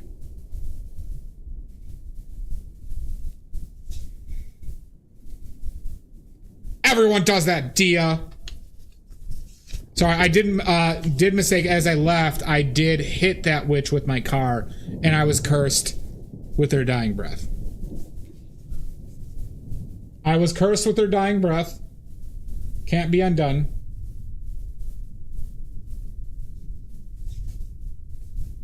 And yes, I did walk up to the house, walked back to my car and drove it back, but it was an accident. It was an accident. It was an accident. Obviously.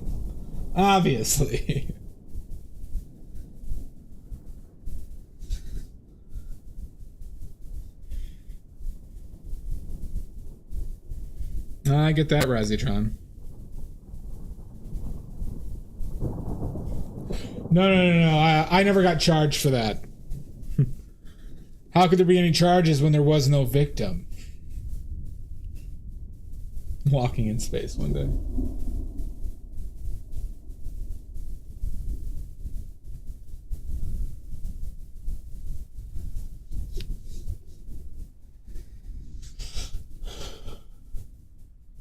Just describing just a horrendous murder.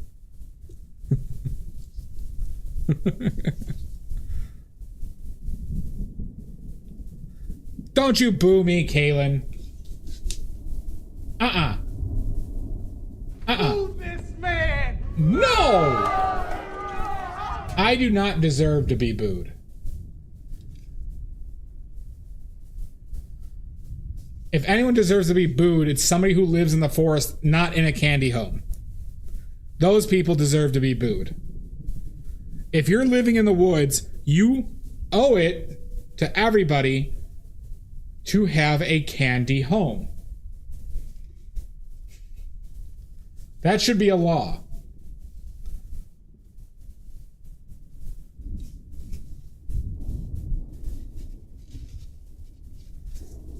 They're very loosey.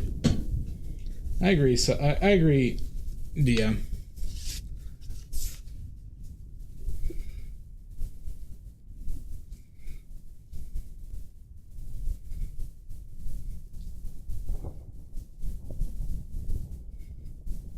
You know what? That could be what we need to do here.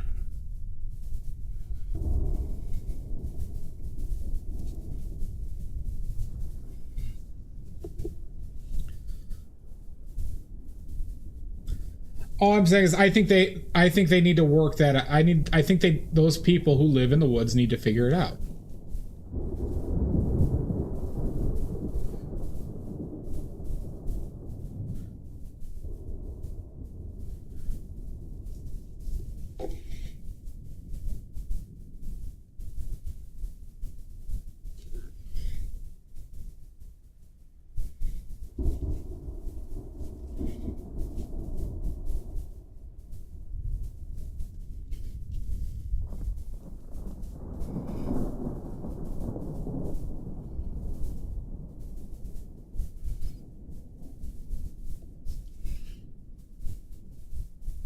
There you go. See, Dio, you wouldn't need the candy house.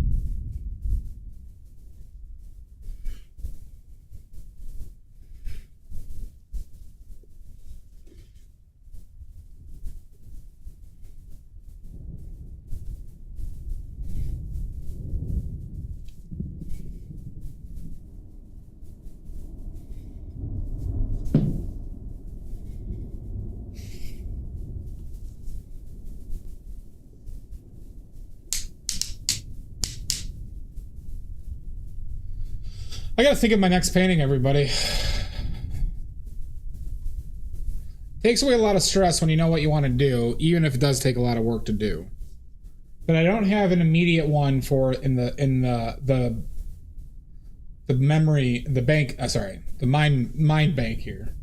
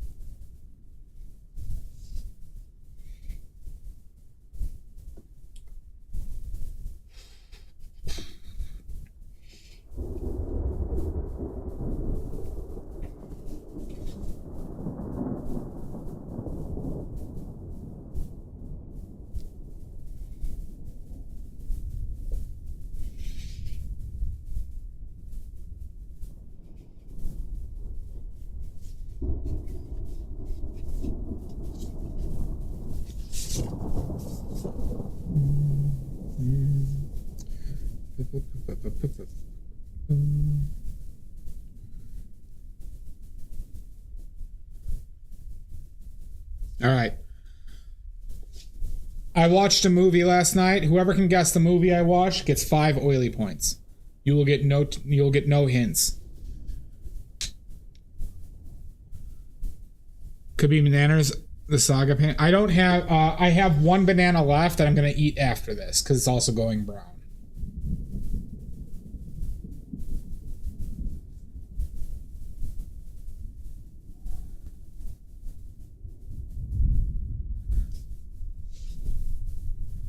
Spaceballs is incorrect.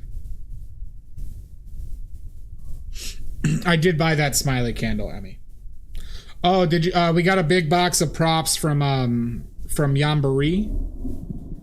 Some clown pubes. An Egyptian outfit. Some handcuffs. National Lampoon's Vacation. Nope. Yep, we have some legitimate clown pubes. Right. Look at this. Look at these clown pubes.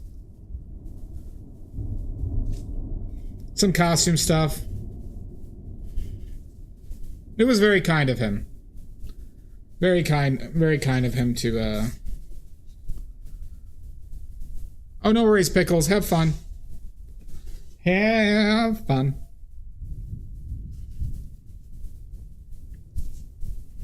Who would have thought that clowns had so many pubes?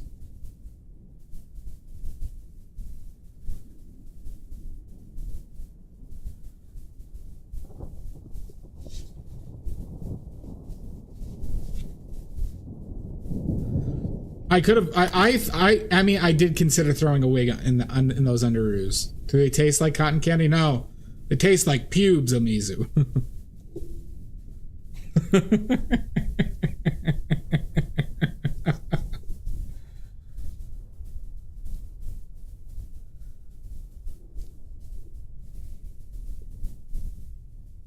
Smells funny. You know what? This reminds me of like a trope that's used in films. All right. In Lord of the Rings, The Two Towers, you remember when Gimli like tastes blood, or he tastes that like liquid that was on the ground, and he says orc blood, and they just all believe him, right? Why would tasting it, how would he, like, has he tasted orc blood before, and does orc blood just all taste the same?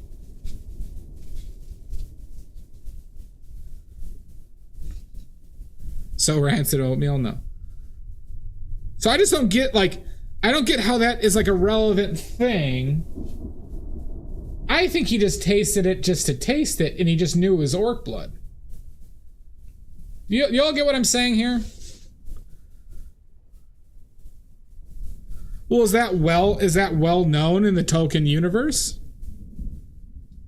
I think Gimli was trying to show off there a bit, and he thought, you know, tasting orc blood, who also, oh my god, what diseases would Lord of the Rings orcs have?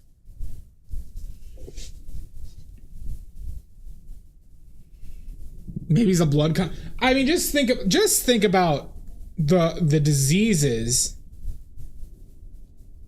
that Lord of the Rings orcs would carry.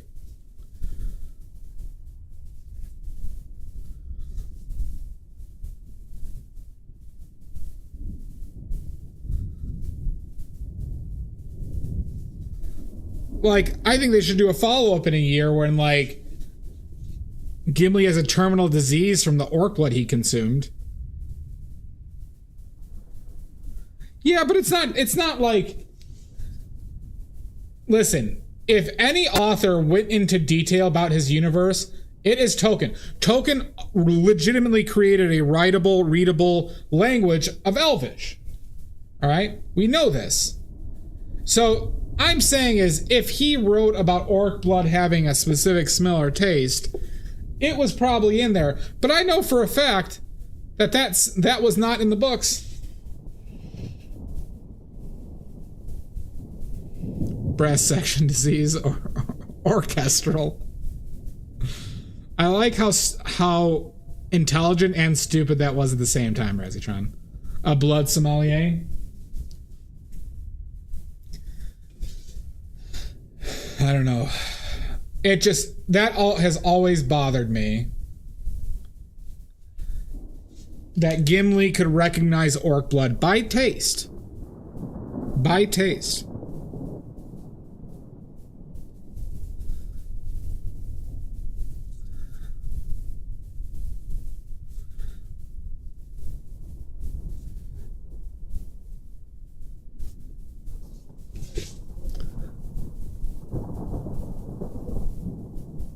So I saw Fellowship of the Ring, Emmy, and then I read the book. Then I read Lord of the Rings in like 5 days after.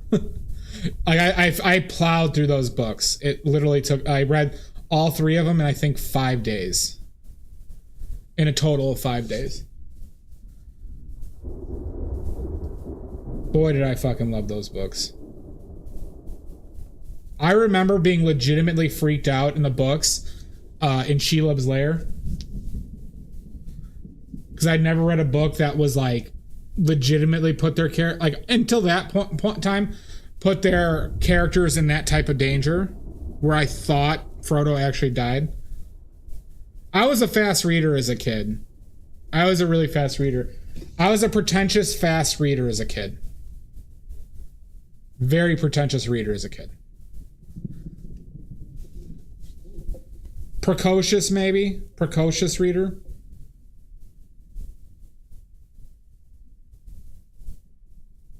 That's why that shit doesn't look right, but we're gonna leave it because it doesn't matter.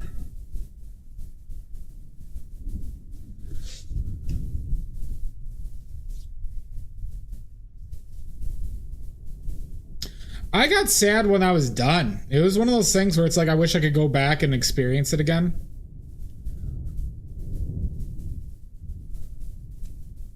When I like something, that's kind of the feeling I get, where it's like, I'll never have this feeling of experiencing it for the first time again.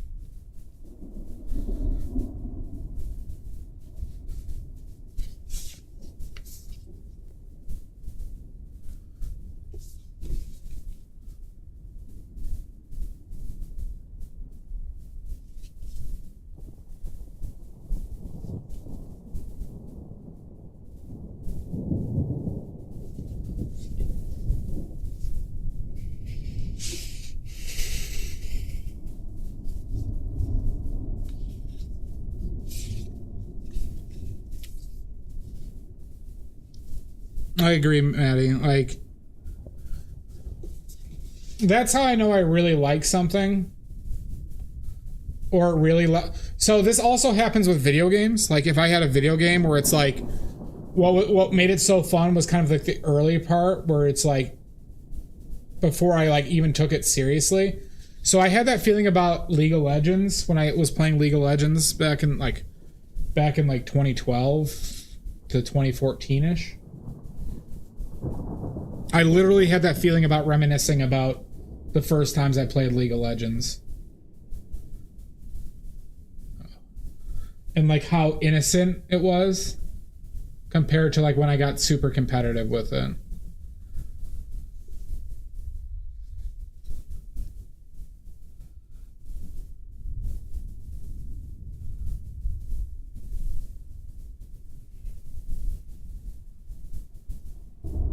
Well, it's also how good of an adaptation it was too, Razatron.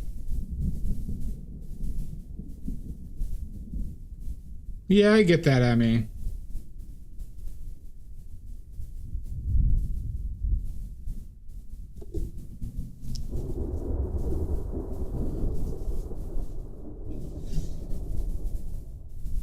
Like, cause that's the thing. We got so lucky with the fucking Lord of the Rings films. Do you realize if it was post Iron Man, if Lord of the Rings was made post Iron Man, think about how much worse and different those films would be. It's worth it, Willow. We got lucky that Lord of the Rings came before the superhero movies. We got very lucky, everybody. In the dystopian nightmare we live in,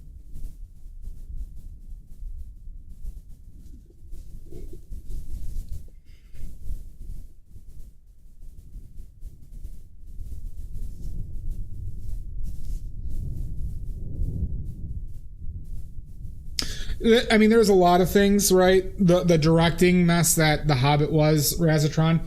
If Guillermo del Toro got to direct The Hobbit as he wanted to, it probably would have been one of the greatest films of all time. But the studio had to fucking step in, and then Peter Jackson had to do it in a rush because of some bullshit schedule that they wanted. They fucked it up so bad. Expand on the post Iron Man thought. So, The Lord of the Rings was kind of the first of its kind in the sense that it was like a designed epic trilogy of that scale, okay? Because you might bring up Star Wars, but Star Wars was a somewhat small film to begin with that didn't necessarily have plans for additional films after the first because a lot of people didn't have confidence in it, right? From the get-go, they knew Lord of the Rings, they were going to do all 3 films regardless of the success of them in the first, because they filmed them all at once. I think it was longer than 18 months. I thought it was like 3 or 4 years. Then you had somebody like Peter Jackson directing it. Peter Jackson had a long history of practical effects, resistance to digital filming, which had a very positive effect on The Lord of the Rings, in my opinion. And had a willingness to put in all that work and makeup and all that organizing to resist using CGI and other things that kind of would cheapen the film, but used it in ways that added to the film tremendously, right? And so it was a faithful adaptation that didn't cheap out in ways that movie houses usually do, right? Didn't rush it, and it wasn't about appealing to, I'd say, cultural facets. Like, what's a good way of saying this? So a lot of this Marvel movies and stuff play off of one another and of the cultural like zeitgeist, right? So it was nice to have, like, what's nice about The Lord of the Rings is just kind of really an independent story that has one source that was faithfully done while imposing a director's vision. And I think once the Marvel movies started to become popular, the idea of a director's vision and letting a director do something has been largely lost. This is why Superman particularly has felt so refreshing, because they let a director essentially do whatever he wanted. And we just don't get to see that anymore. We don't get to see that anymore. It's more than just not formula. It's just like it really goes to like a philosophy thing. Yeah, it became like that, Razzytron. It became like that because I heard this anecdote about Avengers Endgame, okay? One of the biggest films of all time, that they hadn't hired a director yet, and they were already had been working on the battle scenes for months, like the CGI people. And to me, that's just crazy. Like, to me, that's like incredibly depressing.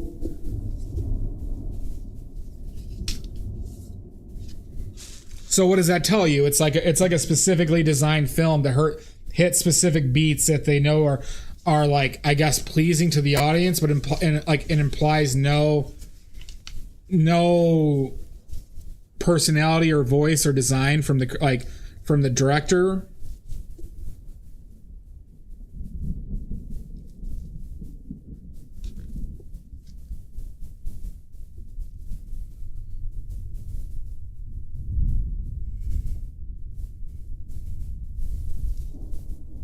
So that depresses the fuck out of me. So that's why I say we got lucky with Lord of the Rings.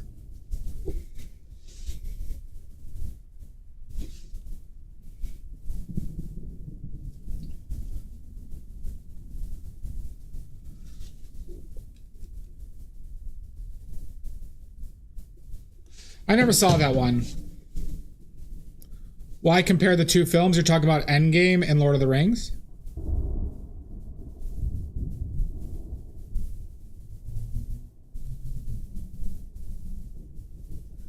Or Iron Man specifically?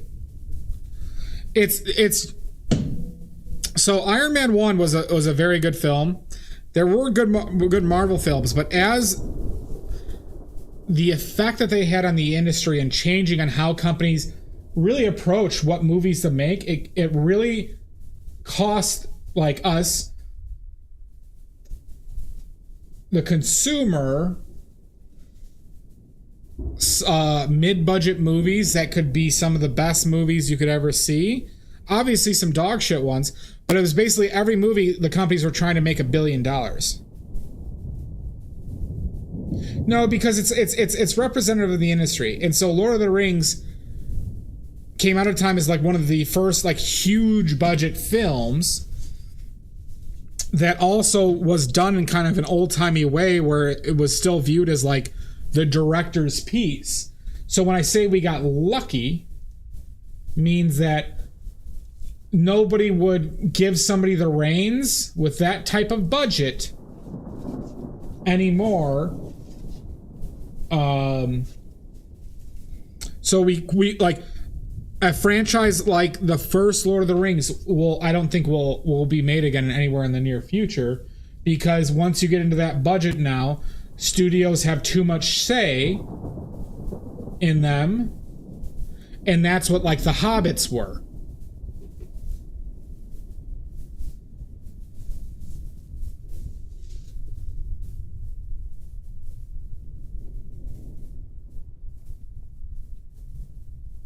I agree, Jan. I think technology played a role in it. How they can like, because like, you know, Jan, there's but it's not just technology though, right? It's about like why are films only kind of rebooting things or doing soft remakes of things? Well, it's because they want something like, because it's analysis. It's not about like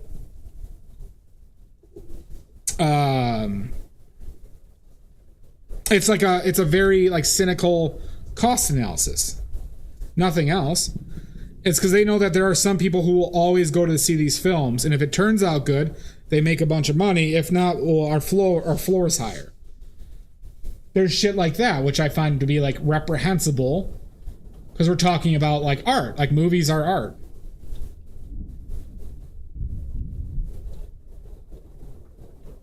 Well, definitely, right? Because like now films can be made on green screens. Like back in the day, like yeah, like you know, it's a noticeable thing when films have to like go on location to shoot, right? So a great example of this, Jan. Well, not just AI, it's green screen. Like a good example of this, Jan, is if you look at behind the scenes stuff for Star Wars: A New Hope, and you'll see, I believe they filmed in Tunisia in a fucking desert, and you'll see George Lucas, you know, sweating his balls off, you know, getting those scenes on Tatooine,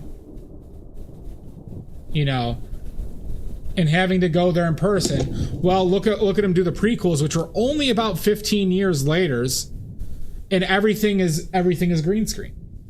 Everything is done in front of a green screen. Now, think about how that changes, right? The approach, the philosophy, the amount of work that goes in there. It could be for the better, but does it like make the film better to do things in front of a green screen? I contend that mostly does not,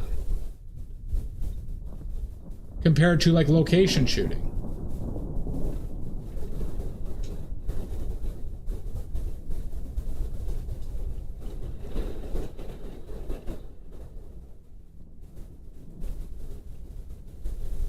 And that's the thing that's kind of like what I'm When I'm talking about missing is like, so films could cost more, but that's because they have like, they're doing these grandiose things that they can do with like CGI instead of having to be clever. Like ultimately its films are just a lot less clever than they used to be. Like films don't have to be as clever as they once were. You're talking about Oppenheimer? I haven't seen Oppenheimer. But I do believe it was filmed on film. Like, you know, like have you ever talked about somebody like filming it digitally or filming on film? Right? What is the difference on that?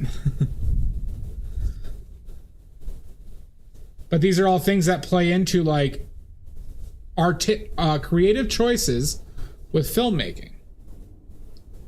This is why Tarantino is an interesting movie maker still. Oh yeah, no, there. I mean, that was a big thing with Tarantino with the Hateful Eight. He filmed that on 70 millimeter.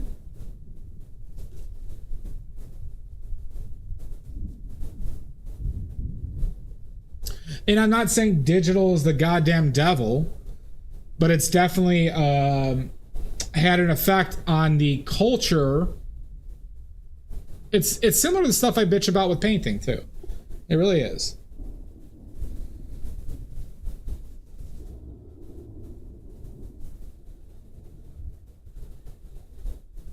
That's a very good way of putting it, Bionic Grit. And that's the thing, right? Like, how cool was it, like, when you got to see a creative director do things that other directors couldn't do, right? Like Kubrick and a lot of Kubrick stuff. Like, his visuals in 2001: A Space Odyssey are, and this is, once again, I'm not a fan of that film. But, oh my God, hooray! Welcome in. Get on in, y'all. What were you up to, Ruble? Don't make me say it again. Smoothie Time Official. Welcome, welcome. Ruby Roo. I feel like you've been here before.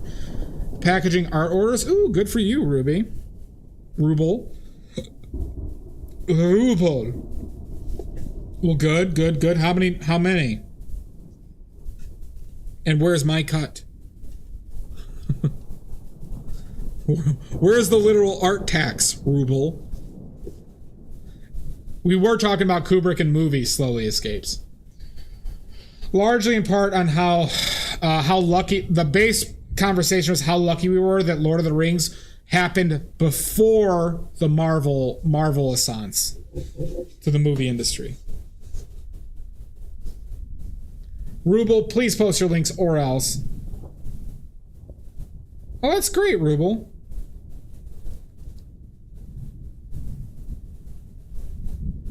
Well, I'm happy for you. Now give me those links.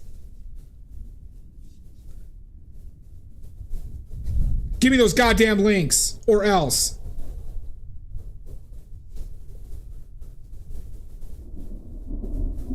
I will say it again.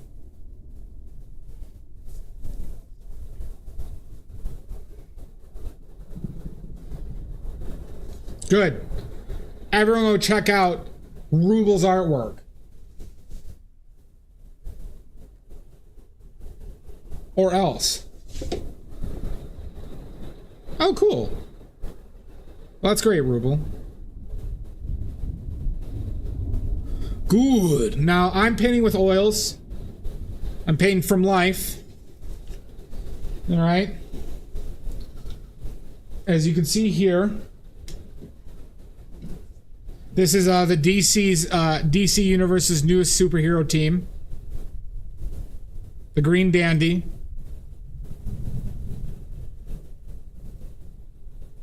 The Green Dandy. Good. All right. We paint from life here. Bone Daddy. Oh. This will make you watch DC.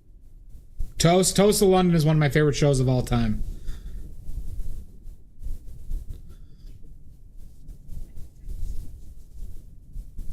Oh, we're talking about Toast. Nope, Toast of London, baby.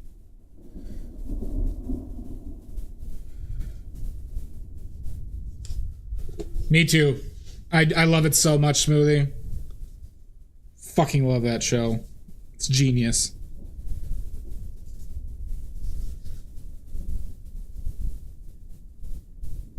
Hi, TDS. Smoothie, all of Matt Berry stuff, like Year of the Rabbit. I still need to watch Snuffbox. But Year of the Rabbit, Toast, Garth Marenghi's Dark Place. Even his smaller bits in The Mighty Boosh. I'm a beekeeper. I love the music. I specifically love the music in Toast of London.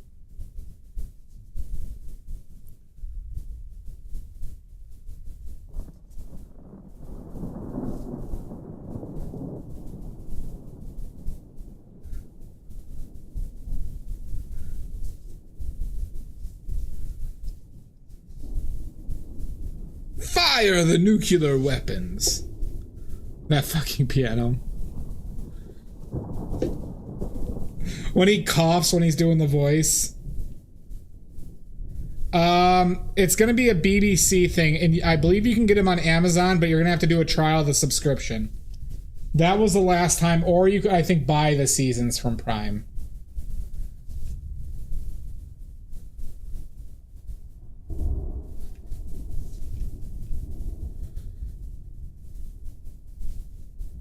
Oh my.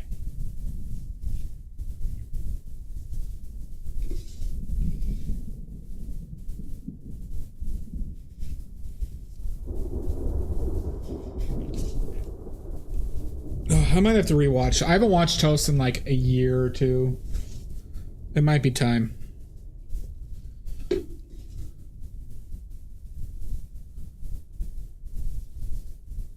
Smoothie, I specifically love the episode where he ruins the ending for that play. What was the name of that play again? Well, that's delicious. Have you been watching The Outdoor Boys, Jan? Have you been watching The Outdoor Boys again?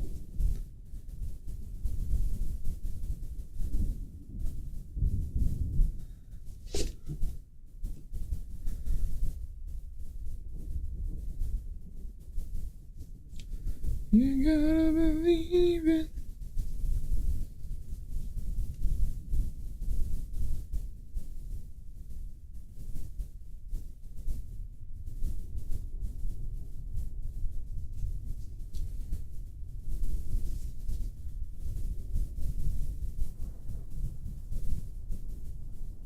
Oh yeah, I can tell you. Yeah, I can write it down for you.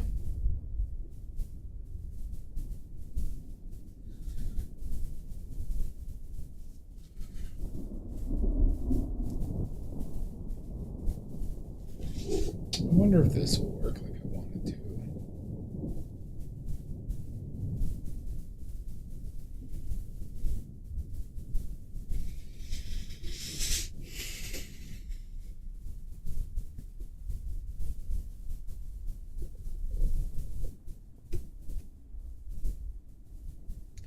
Yeah, so there's Archer, there's Frisky Dingo, which is what Archer was before Archer.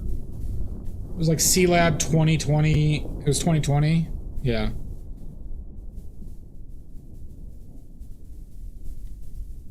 Frisky Dingo is a very fun watch.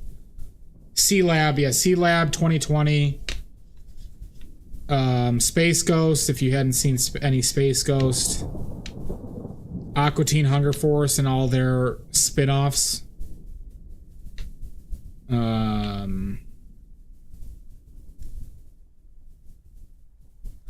A really messed up one that you probably won't like, but I got some laughs out of it, was Mr. Pickles.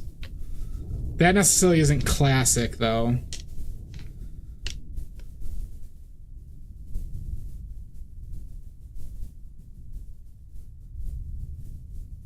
King of the Hill is fine. It's not necessarily my bag.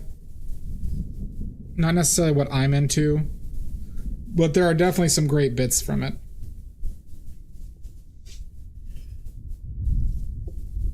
What else? There's plenty I'm missing from Adult Swim.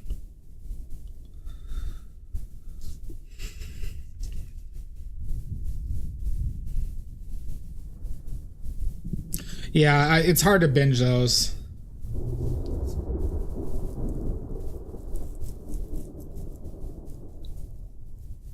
Why can't I remember other like older Adult Swim shit? Oh, Metalocalypse. If you have not seen Metalocalypse, I highly recommend that one.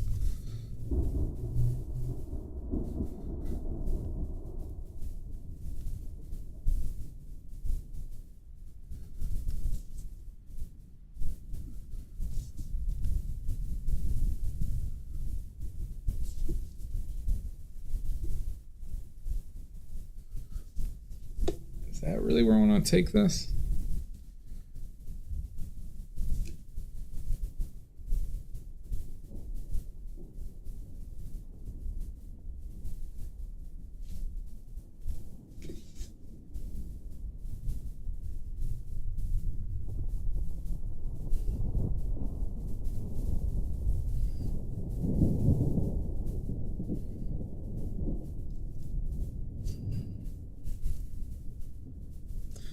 That might have been a mistake.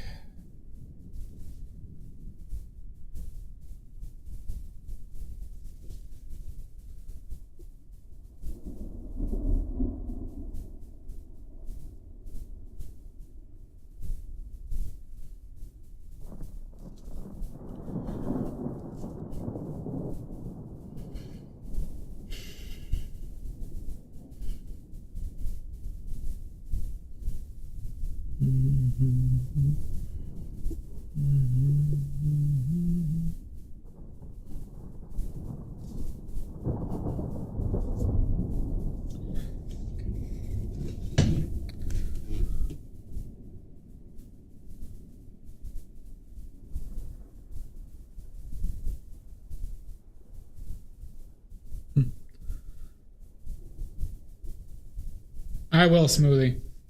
Have a good one.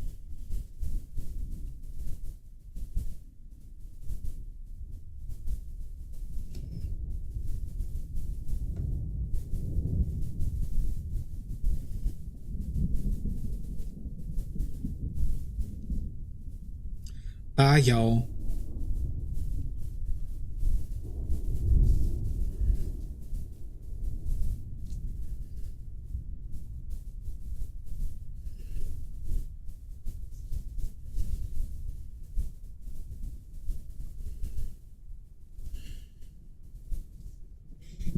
See, that's a show I wish I could see from the beginning again without knowing. See, is that too yellow?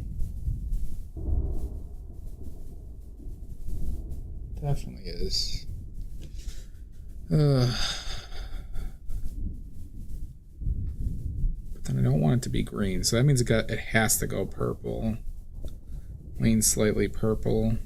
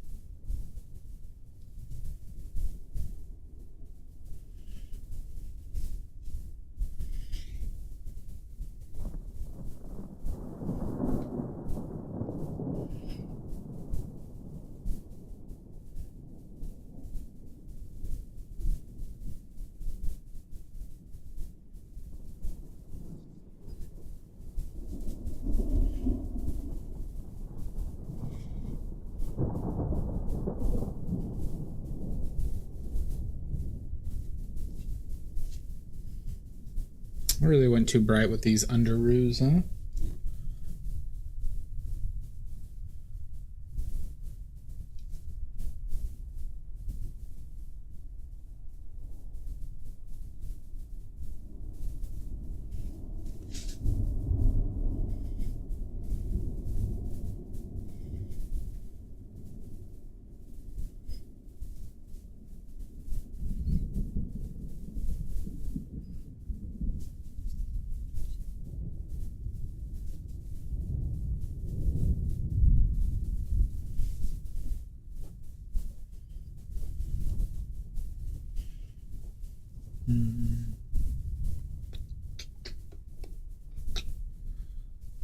I gotta fix that too. I got something I didn't fix and it's obstructing my view.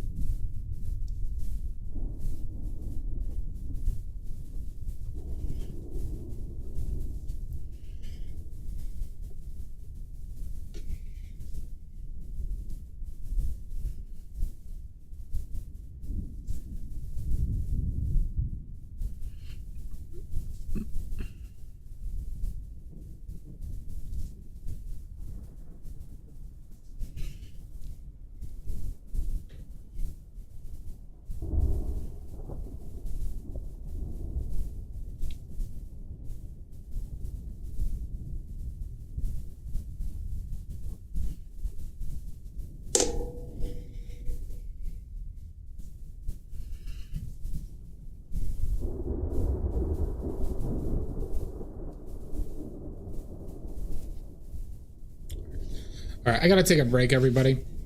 Gots to take a break. All right. This is my government mandated break. So you all need to settle down.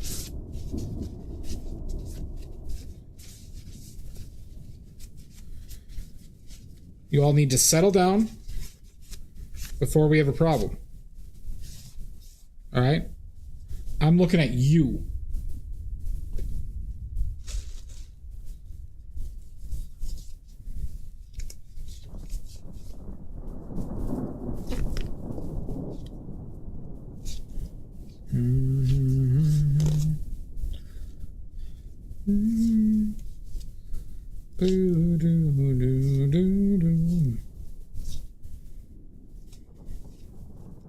All right, everybody. We're gonna take about a 5-minute break. Okay? Everyone go poop, cry, shit, shower, save, sob, and snack. All right? Now we'll see everybody in about 5 minutes. All right? We'll see you then.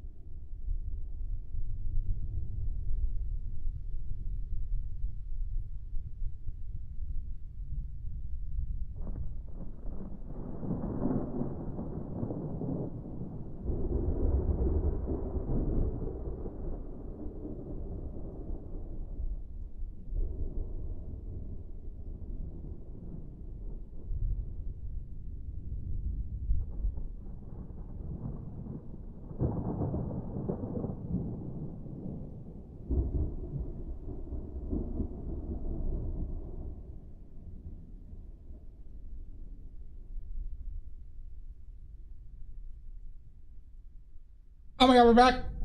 Oh my god. Oh my god, we done it. We did it. You don't want to know, but it happened. You wouldn't believe it, so I'm not going to tell you.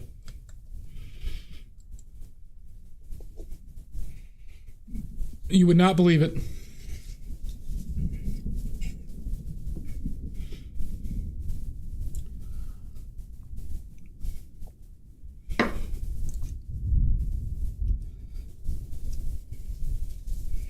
What is this washing your hands you speak of, Emmy?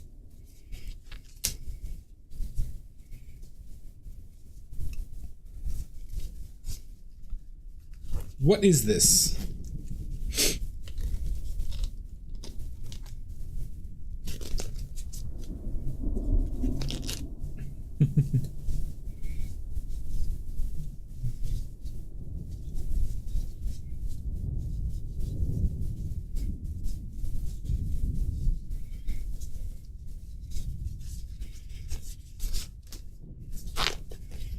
Oh my god!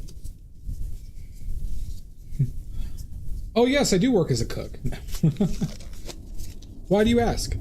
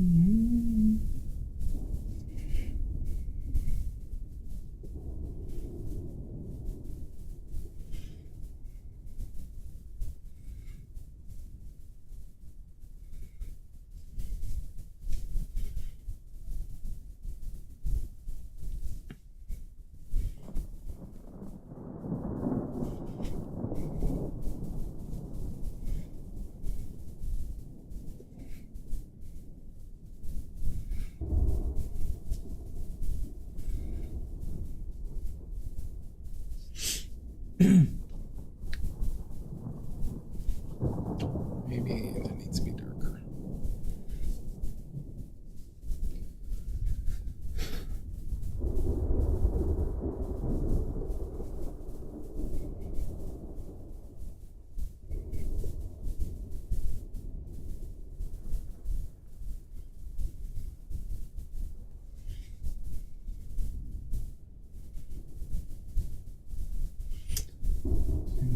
That seems like maybe not.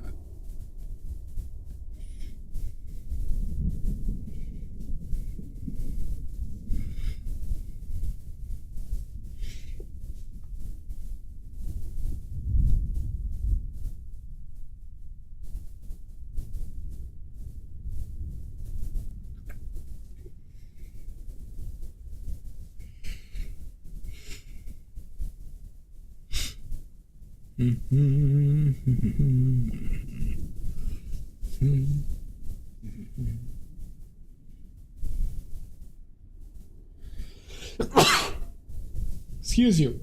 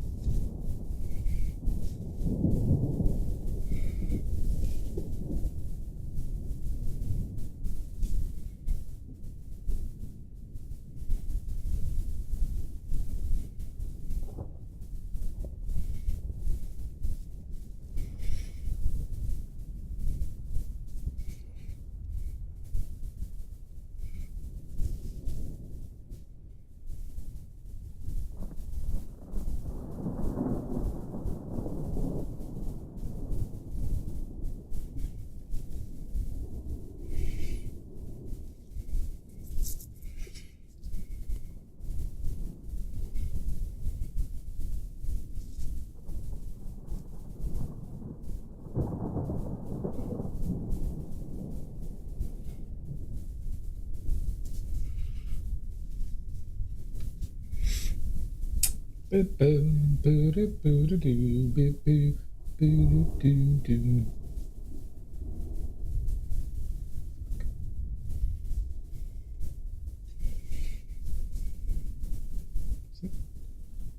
that a new highlight from what I just did? Maybe.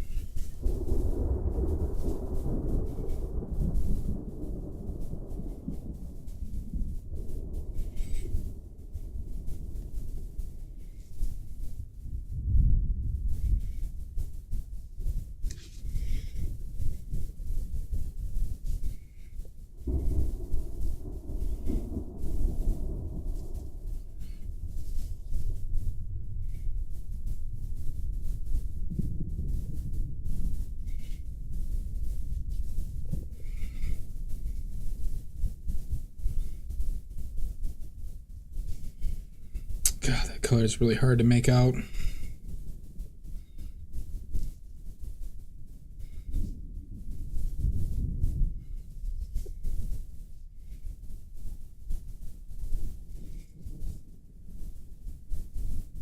I always find darker values to be, and maybe this is not probably unique, but I tend to find them to be much harder to see accurately.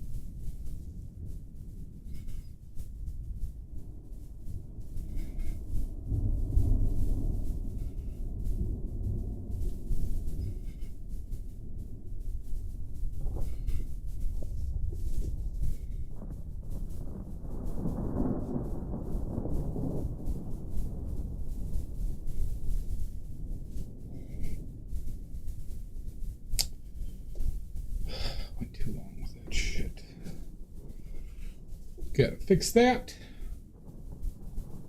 before it looks like shit forever. Never. I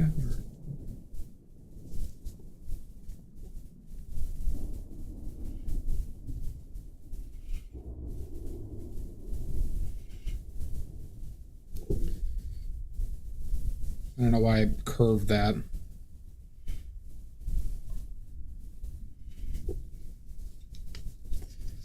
Just so you know, everybody, every mistake ruins your painting forever. Okay? All right? Every single mistake that happens, everyone will notice. Okay? Everyone will notice and make fun of you for it. Okay? So just know how much it negatively affects the rest of your life when you just slip up that one time. Best to just throw it out, yeah. You can't risk other people seeing it. So like right now, I'm going to burn this painting right after this session. I'm going to delete the VODs and act like this never happened.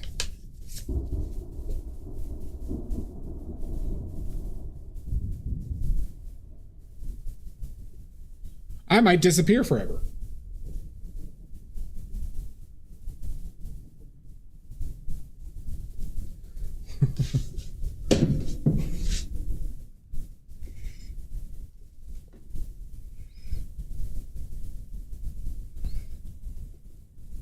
I'll be gone like a fart in the wind.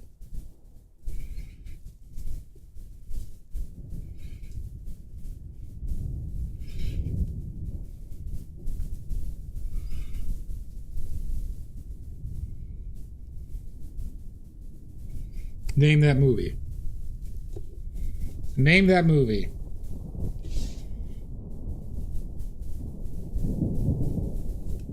The whole quote is, well, did he just vanish like a fart in the wind? Whole quote.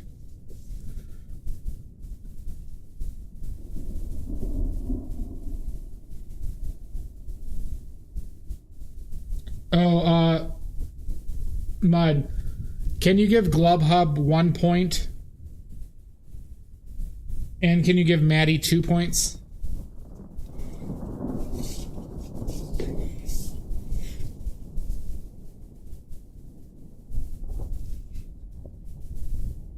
I don't think you put the number in there.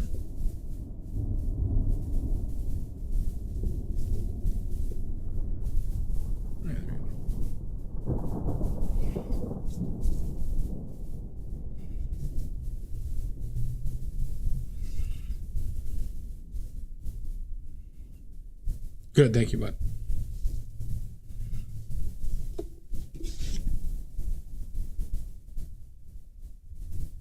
So, Mud, are you streaming tomorrow then?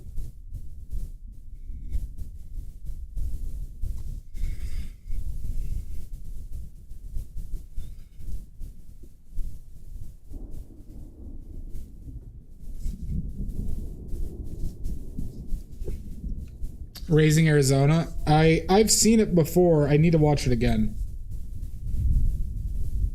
Oh, nice.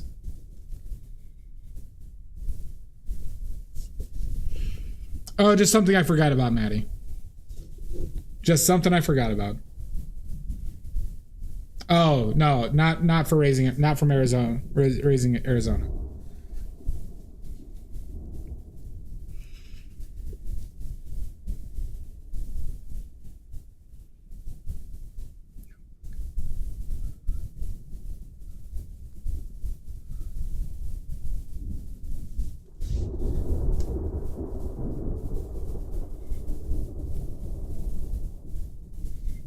I don't know if I'd call it that, Maddie. You have no idea, do you?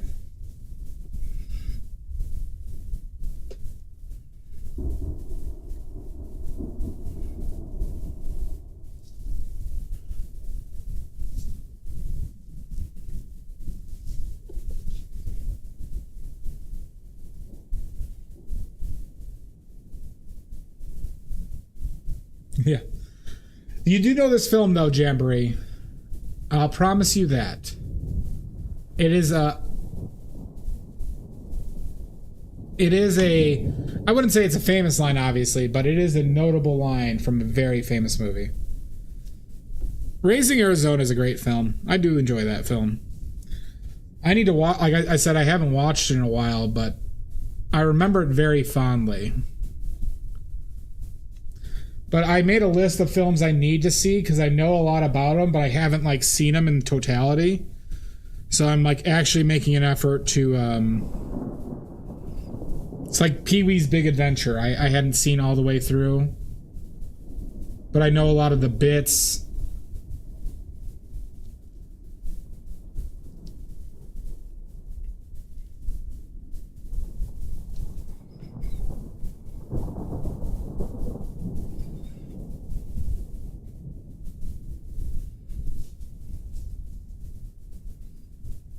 All right, do people give up on that film?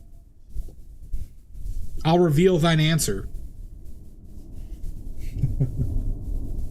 While speaking like an asshole.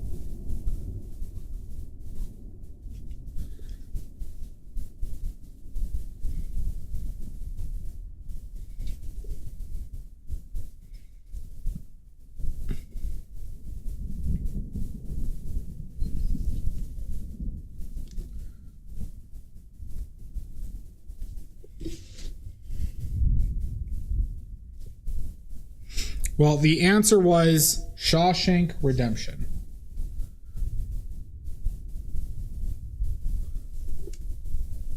Shawshank Redemption. It's what the warden says when they find the empty jail cell, and he's berating his caps, his police caps.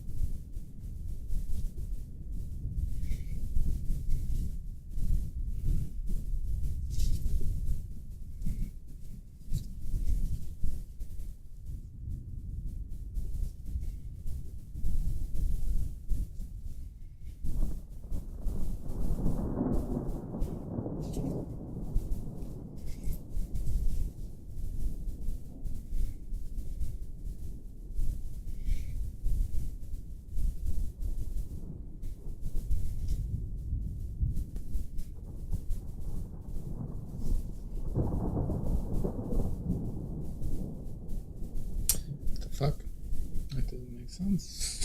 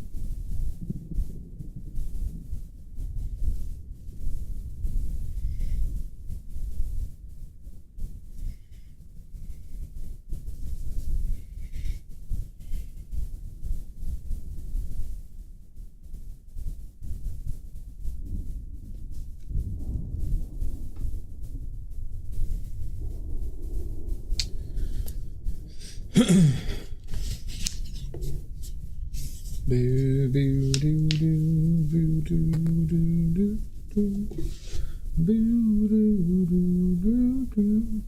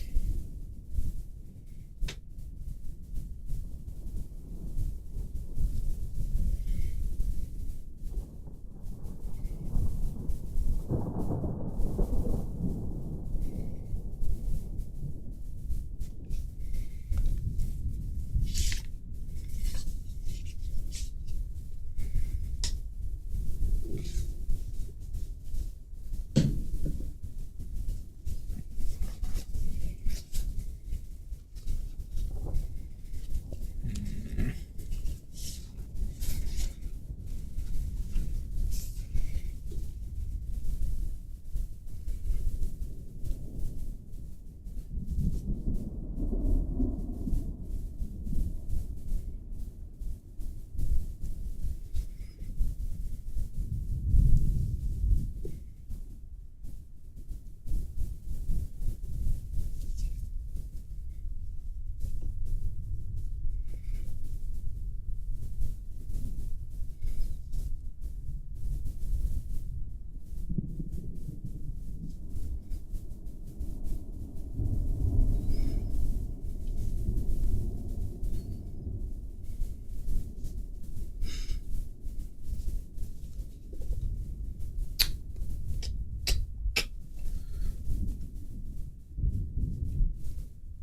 Boo, boo, doo, boo, doo, boo, doo, boo, boo, doo.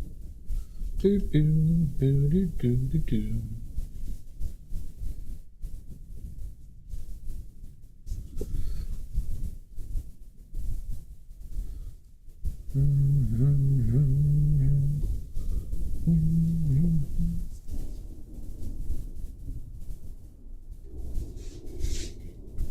I was honestly originally trying to finish it in this one, but I think at most it would need. I don't think I'm going to finish it today anymore, but I think just one more after this.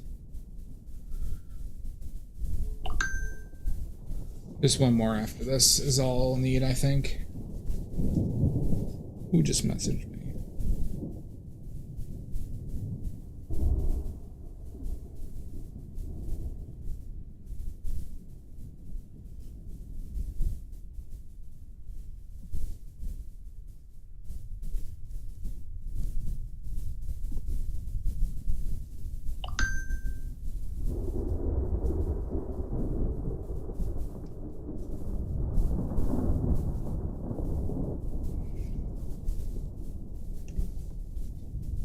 Did I say you were crazy?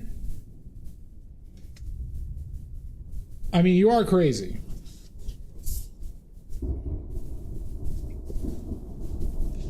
You are a degenerate animal.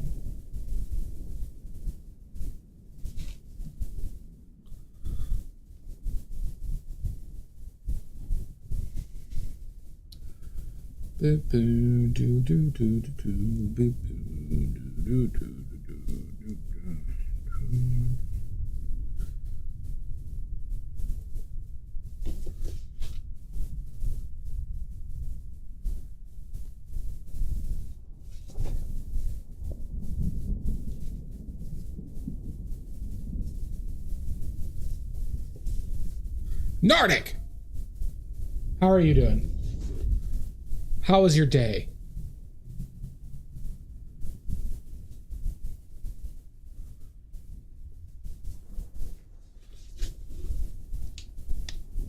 Rude? I have never been rude in my life.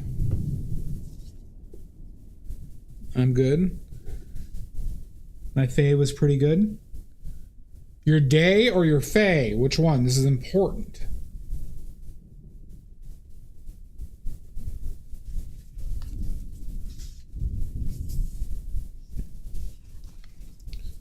Your day. Oh, okay, all right. Well, that's good, I guess. Well, that's good. Yeah, you seem energetic and spry.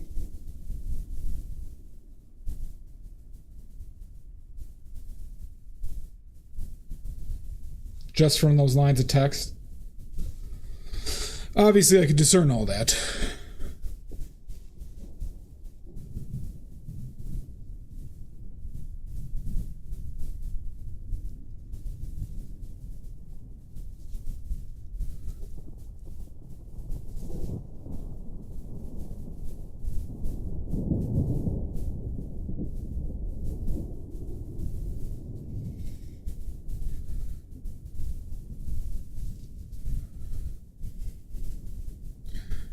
Yeah, these larger paintings, though, it's hard to, like, the reason why I could do those other paintings in one day is because they were like a quarter of this area.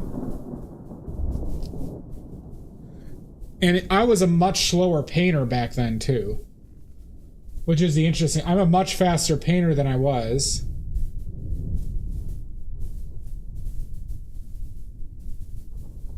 And more confident.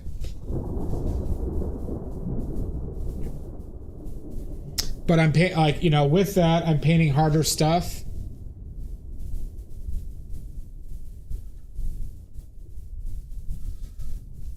Painting harder stuff on larger canvases.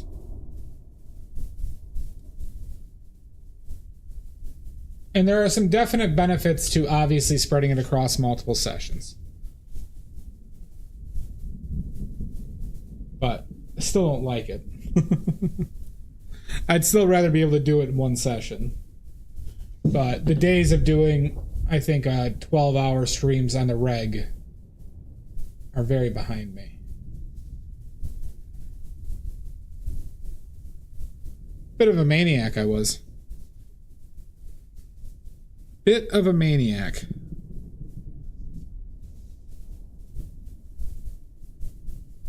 But now that I'm no longer a maniac,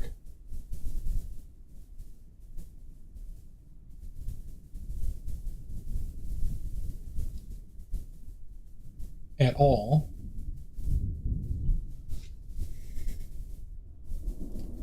not a maniac in the slightest.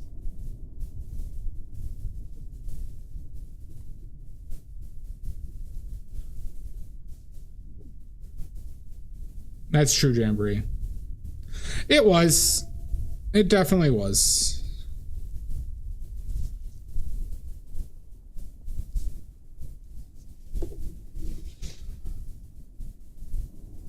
But there was some stuff learned as a result.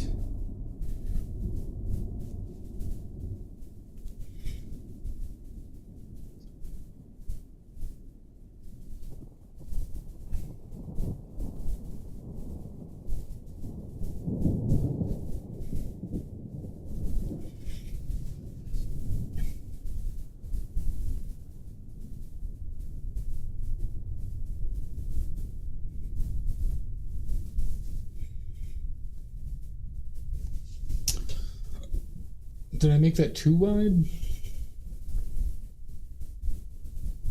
Maybe.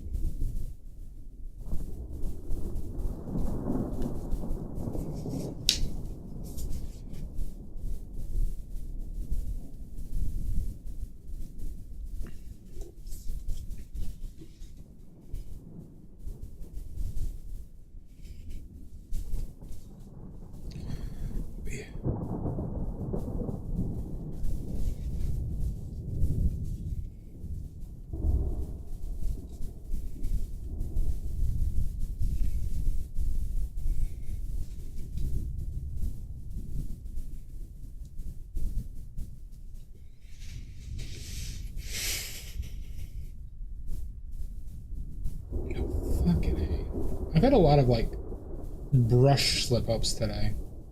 I've had like 4. God, see, that's like another one. But I guess the odds of it happening probably increase a ton with how long these brushes are, where it's just a little movement has a big effect.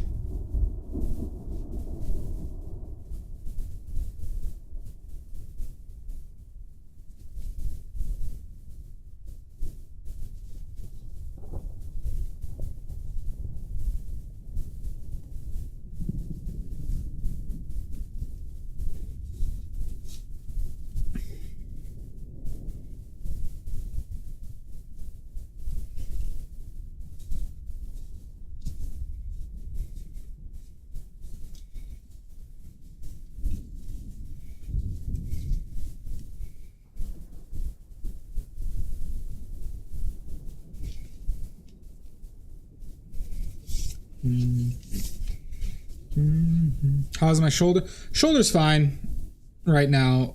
Shoulder loosened up. The elbow is the one that's being a real prick. For a while now, too. I should probably just set up to see like a physical therapist on it.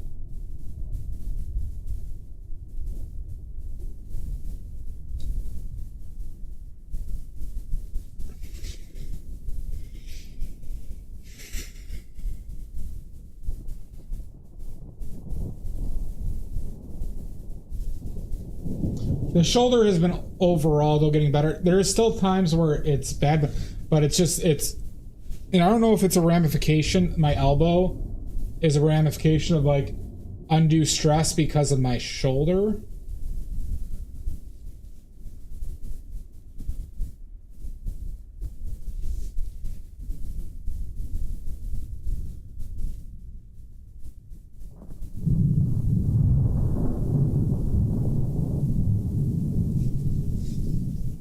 Sorry, I had a lot of fajitas today.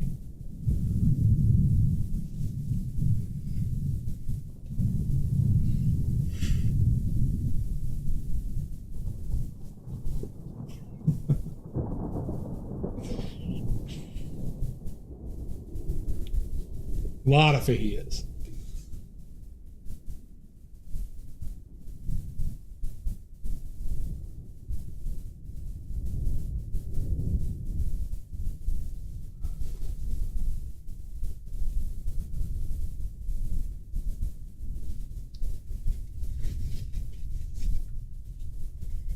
Well, I do think, yeah, from like when I'm like lying down in bed and I'm just like holding my phone up, I think I do think it's from doom scrolling, and I do need to make an effort to doom scroll less.